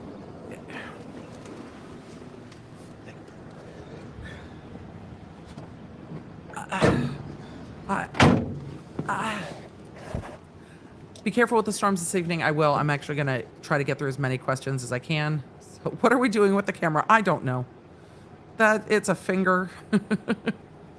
But I don't know. I don't know.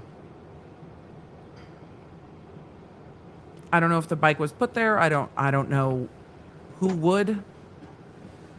Go look at the Independent headline from an hour ago. I'm going to finish answering questions and then I'll go look when we're done streaming. What does it mean the house is in contract? Oh, the house has been sold. So it hasn't closed yet, but it's under contract. So the house is still going through escrow and then it will be somebody else's house. So it has sold. And it's under contract. So someone else will get this house after this trial is over. I don't know if this trial is held up escrow or not. Put the air on a little bit for us, bro. I don't know if it would. All right, and then we'll see the way that they ride out. I'm catching up now with closing, seeing Nancy Grace behind Buster caught me off guard. And she's been there a little bit throughout the trial, like the last 2 days, and then I think she was there a little in the middle. She hasn't been there every day. Dr. B, good to see you. Beg your pardon. Emily, for migration from topic, I searched for about an hour yesterday when trying to find the blanket with armholes you wore yesterday, but failed to find it. It's on Free People's website, and it's I think it's called a kimono wrap, but it's on the Free People website as a wrap or like a jacket thing. So it's there. Natural Solutions Plus said, so you just killed your wife and son, you're going to get all the evidence off with a hose and then take the time to roll it up. It literally makes no sense. Guess that guy stays now. He's leaving too. Who else would have rolled the hose up and put the dogs away after the murder? But this is the debate that the jury's going to have. They're going to have to say the timeline doesn't make sense. How could you get that clean with a hose? Where did the clothes go? Where did the guns go? How did Maggie's phone disappear? This is what the jury's going to have to do, and it's hard. Why would he not call Paul's phone if Maggie didn't answer? I don't know. Golf cart would take much longer than 1 minute. It's probably closer to 5 to 6 if he took the Suburban that long at that speed. And that puts him still at the kennels when the state says that this happened during the time of death. But of course, the defense is going to argue they can't get a good time of death because freaking coroner armpits came out and was like, could be 9 o'clock. So the defense is going to be like, look, we can't even argue a timeline with you because the coroner just stuck his fingers in people's armpits and called it a day. Did they ever look at how fast he usually drives? They did look at other drives. They broke that all down once they had the GM data back and forth to work and stuff. They did break that down. I don't remember all of that testimony. Some of it was just like, whoa. Does the jury get to take notes? This jury is not taking notes. That is regionally decided. Lindsay said, too focused on financial crimes. If I was on the jury, it seems like they want to get Alex so bad for the financials takes away from the murders. I think that's a very valid point. Rye said not everyone cries and wails at tragedy, though. Yep, sometimes that shit sneaks up on you way later in life. My son was stabbed 7 times. I'm sorry. I completely detached. Once I knew he would make it, then I cried. I have seen that too, with victims' families. So I agree. I didn't like the crying arguments from the beginning. I'm sorry that was your experience. I'm glad your son is okay. But yes, there are definitely a lot of different ways our body deals with tragedy, fight, flight, freeze. There's a lot of ways our body deals with things and that humans deal with things. So the fact that they're like, Alec isn't crying, I'm like, okay. Which is why I think it's more powerful to argue the changes in behavior than to argue he didn't do this or he did do that. We'll be in touch. All right.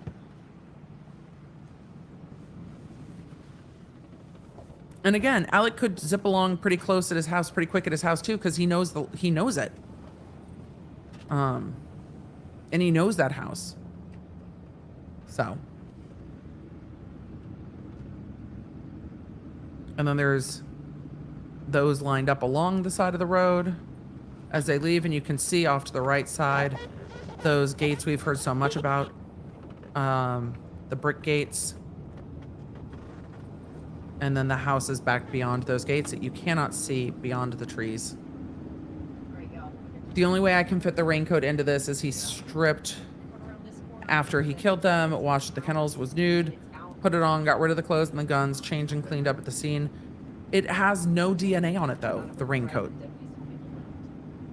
Honest, who wouldn't feel compelled to lie if they were the last person to see their family alive before they were murdered? Trish C, it's a very good point, and I think the defense will argue this. I think the defense will argue, Creighton Waters told you in his closing that husbands have been killing wives since as long as you can think of. Of course he's going to feel like that's what they're going to say, because he's a lawyer and he knows that. He knows that they're immediately going to look at him as the husband. Of course he would lie. It's the only natural thing to do, because that's what they're going to say. So I think it lends to argument to the defense as well. I don't know what happened. The video just stopped. Well, we'll see. Uh-oh. It just absolutely is done with us. Well, I think we might be done with it as well, so that's okay. I'll see it. I'll let it hang out for a minute and see if that video comes back on. But if it doesn't, I think we're good. That was in the middle of Fitz News' coverage today. Denise said, my heart breaks for Paul and Maggie. I thank you for helping me understand how a murder trial works. I have a family who will stand trial. This helped. Denise, it's a hard thing to go through. And I hope knowing how the process works makes that process a little bit easier. So let us continue on with that. He doesn't have to prove someone else did it, just that the state didn't prove he did it. Correct? That is absolutely correct. Let me move my video back over so I can see the questions better. Paul and Alec have lots of enemies. Could have been followed, or Paul's Snapchat location on, time of death unknown. I think the state's theory on time of death is a good theory. I don't think everyone agrees with that. The jury might not agree with that. I think that the argument for their phones going silent is a good argument. It doesn't mean that their phones didn't go silent because somebody wasn't there, right? But then when you've got Alec on the stand saying, no one else was there when I left, it's hard to argue, well, somebody else was there and could have taken them hostage and held them at gunpoint so they couldn't use their phones for an hour and they could have been killed later. It's a hard argument to make, and I don't know if it's a reasonable explanation at that point, because there's nothing that points to it, because there's no evidence that points to that. Is it possible? I mean, the thing is, anything's possible. Whether the jury finds it probable is different. But they did show that Paul's Snapchat location was often on. But I wasn't clear on whether he was only sharing it with people he followed or not. And if you're getting those kinds of threats, they brought it up quite a lot. We haven't seen it from either side. Christy said, so if I have it right, the prosecution's witness have said that they can't either include or exclude 2 shooters, and that an iPhone may or may not have turned on when tossed. Yes. And a tie goes to the defendant. Yes, it does. Tracy said, we have all dressed ruffles here, Ontario, Canada. Can you trade me for bugles? Yes. They stopped selling bugles in Canada. How rude.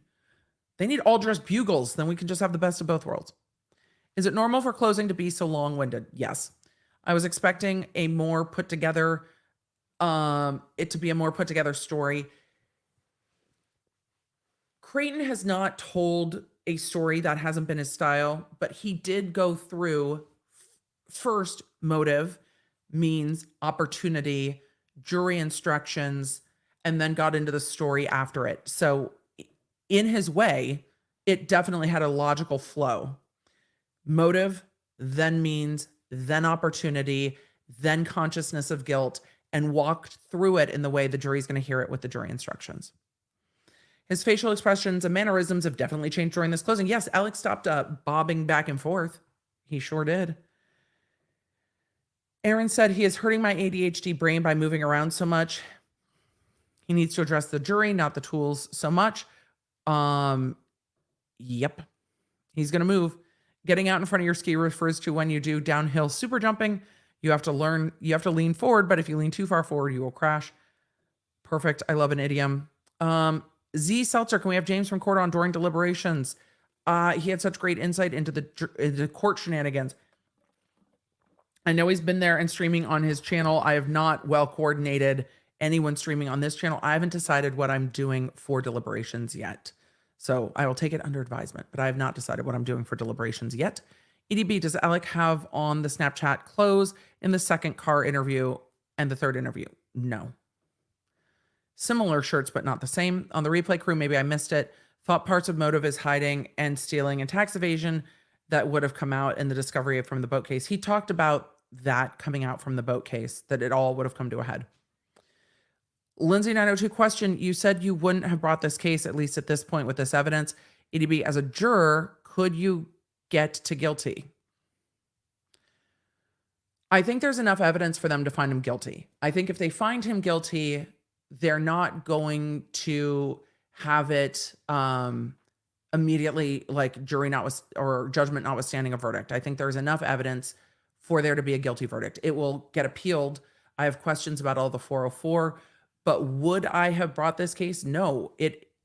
There are questions that are unanswered for me, and I would need more info, especially given this case in this circumstance. He was already in custody.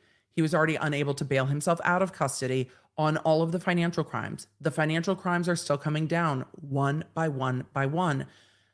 Let the financial crimes sort. Wait and see what else comes up. They didn't have that kennel video until April 2022, and then they went to the grand jury in July. I think it was too fast. I think they needed to pause a minute. I just wonder if this prosecution team saw the kennel video and went, he's there. He lied and he's there. He lied and he's there. That's it. And for me, that I want more. So do I know where I'm at yet? No. If the prosecution is saying just as likely in their closing, that's not beyond a reasonable doubt. Yep. Jury verdict must be not guilty. We will see. But yes, just as likely this is that, leans towards not guilty in the jury instructions. Could Maggie's phone change orientation when she fell to the ground instead of it being when the phone was yeeted? Yep. The problem is there's a lot of reasonable explanations for what happened with Maggie's phone, and the timeline is difficult. Repeat, I'm sure this came in an hour plus ago, and I'm sure the Law Nerd sent you lots of love. We are sending you lots and lots of love and strength as you guys move forward. But again, knowing gives you the ability to do something. So lots of love from the Law Nerds. Stacy said, why didn't AM just drive to the kennels before leaving? They asked that in closing. As an attorney, how do you feel about both closings? I haven't seen the other one yet, but so far I liked Creighton's closing after lunch better. Koru said, Vancouver Island is my home. Happy to show you around. It's so beautiful. I love Vancouver Island. It's so lovely. Motion to add squirrel to SB for tangents. Okay, we'll add squirrel to the soundboard. Lindsay Robinson said, shout out to my mom watching from Zambia, Africa. I got her sucked into this case. Thanks, Emily, for something we can talk about across time zones. I can't wait to see what you guys think of after today. IDK James. Also, Judge Newman and A.G. Wilson are Gamecocks, unfortunately. Broke decorum by not mentioning I'm Clemson. Go Tigers. What was your goal for length of closing? I don't think I had a goal because I don't trust Creighton to estimate time. I don't trust Creighton to estimate time at all. Karen's a question. Why didn't either prosecution or defense ask Alec Murdaugh about the lack of blood on his hands while he was on the stand? I don't think either of them knew what he was going to say, and nobody wanted to risk it because I wanted to argue it, right? If I'm the prosecution, I want to argue it. There's not a drop of blood on him. They didn't touch that at all. They might in rebuttal. But he said he had blood just on his fingertips. So we'll see. I think Alec testifying, if they do find him guilty, I think it will be, largely because Alec testified. I think without him testifying, I don't know how you get there. I think him testifying might be enough for them to be like, no, we don't believe a damn thing he says. And the opportunity and means are too close. And that's it. Emily, could AM be charged with manslaughter for the death of Hakeem Pickney by stealing the money leading to substandard care? I don't think so. Oh, I hear my kiddo. All I need, Cozy Kimono, is what to search on Free People. Now shopping and listening. Thank you. I'm going to do 2 more questions and then I'm going to go get my kiddo. Did that open? I just want to make sure he got in. Question, if AM is found guilty, could he get the death penalty? No. The state is not pursuing the death penalty at this point. It would add much more time to trial, but no. The state is not pursuing the death penalty. Do you think Jim and Poot will rep AM for the 99 problems? Yep. They seem to be at this point. Question, if the jury can't decide, can the judge order them to? Melissa Joy, the judge can send them back to the jury room, ask them if they need to see anything, ask them if they need to rehear any evidence, ask them if someone's not deliberating, tell them that they're the best to make the decision and encourage them to. But no, at the end of the day, the judge cannot force them to come to a verdict. At some point, especially in a murder case, if a jury cannot reach a verdict, they cannot reach a verdict. Think about it for you. If you think in your soul, in your very gut, that this defendant is guilty, would you ever change your vote? Would that feel like the right thing to do by Maggie and Paul? Could you change your vote? But if you think that this defendant is not guilty, could you ever change your mind?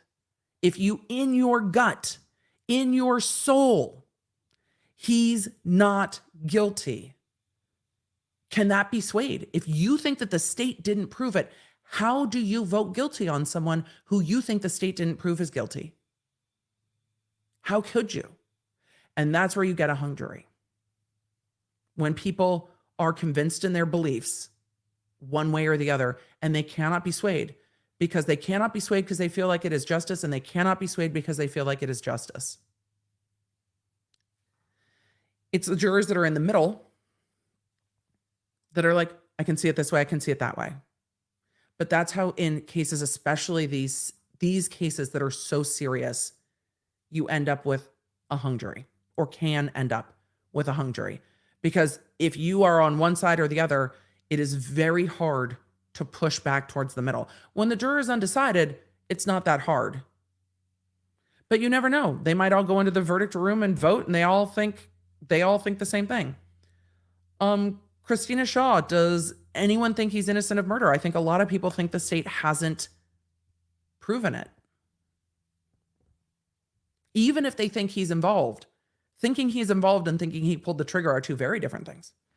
So if there's jurors that are like, he's involved, but how, there's no way this happened, the way the state's saying it. If you're a jury going, there's no way this happened the way the state is saying it happened, you have to vote not guilty.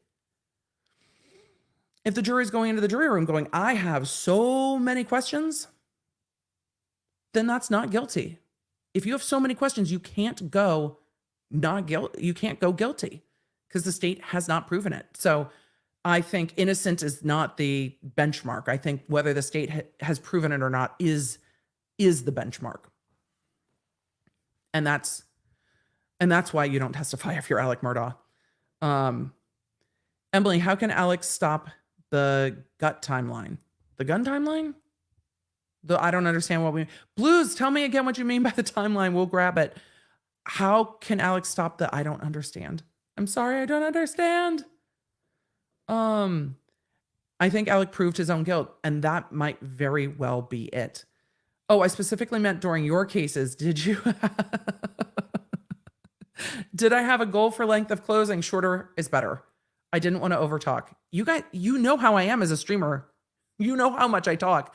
I always was self-conscious of overtalking. I didn't want the jury. I didn't want to say things more than was necessary. So I was always trying to keep my closing arguments shorter.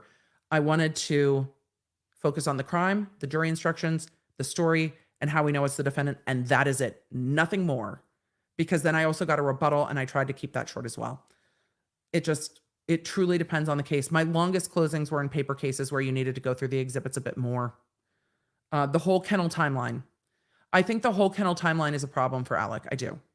But I also can see how it's a problem for the state, because I think it leaves a lot of us going, yeah, but how in that fast of a timeline, how does he get it all cleaned up? Where are the guns? Where are the clothes?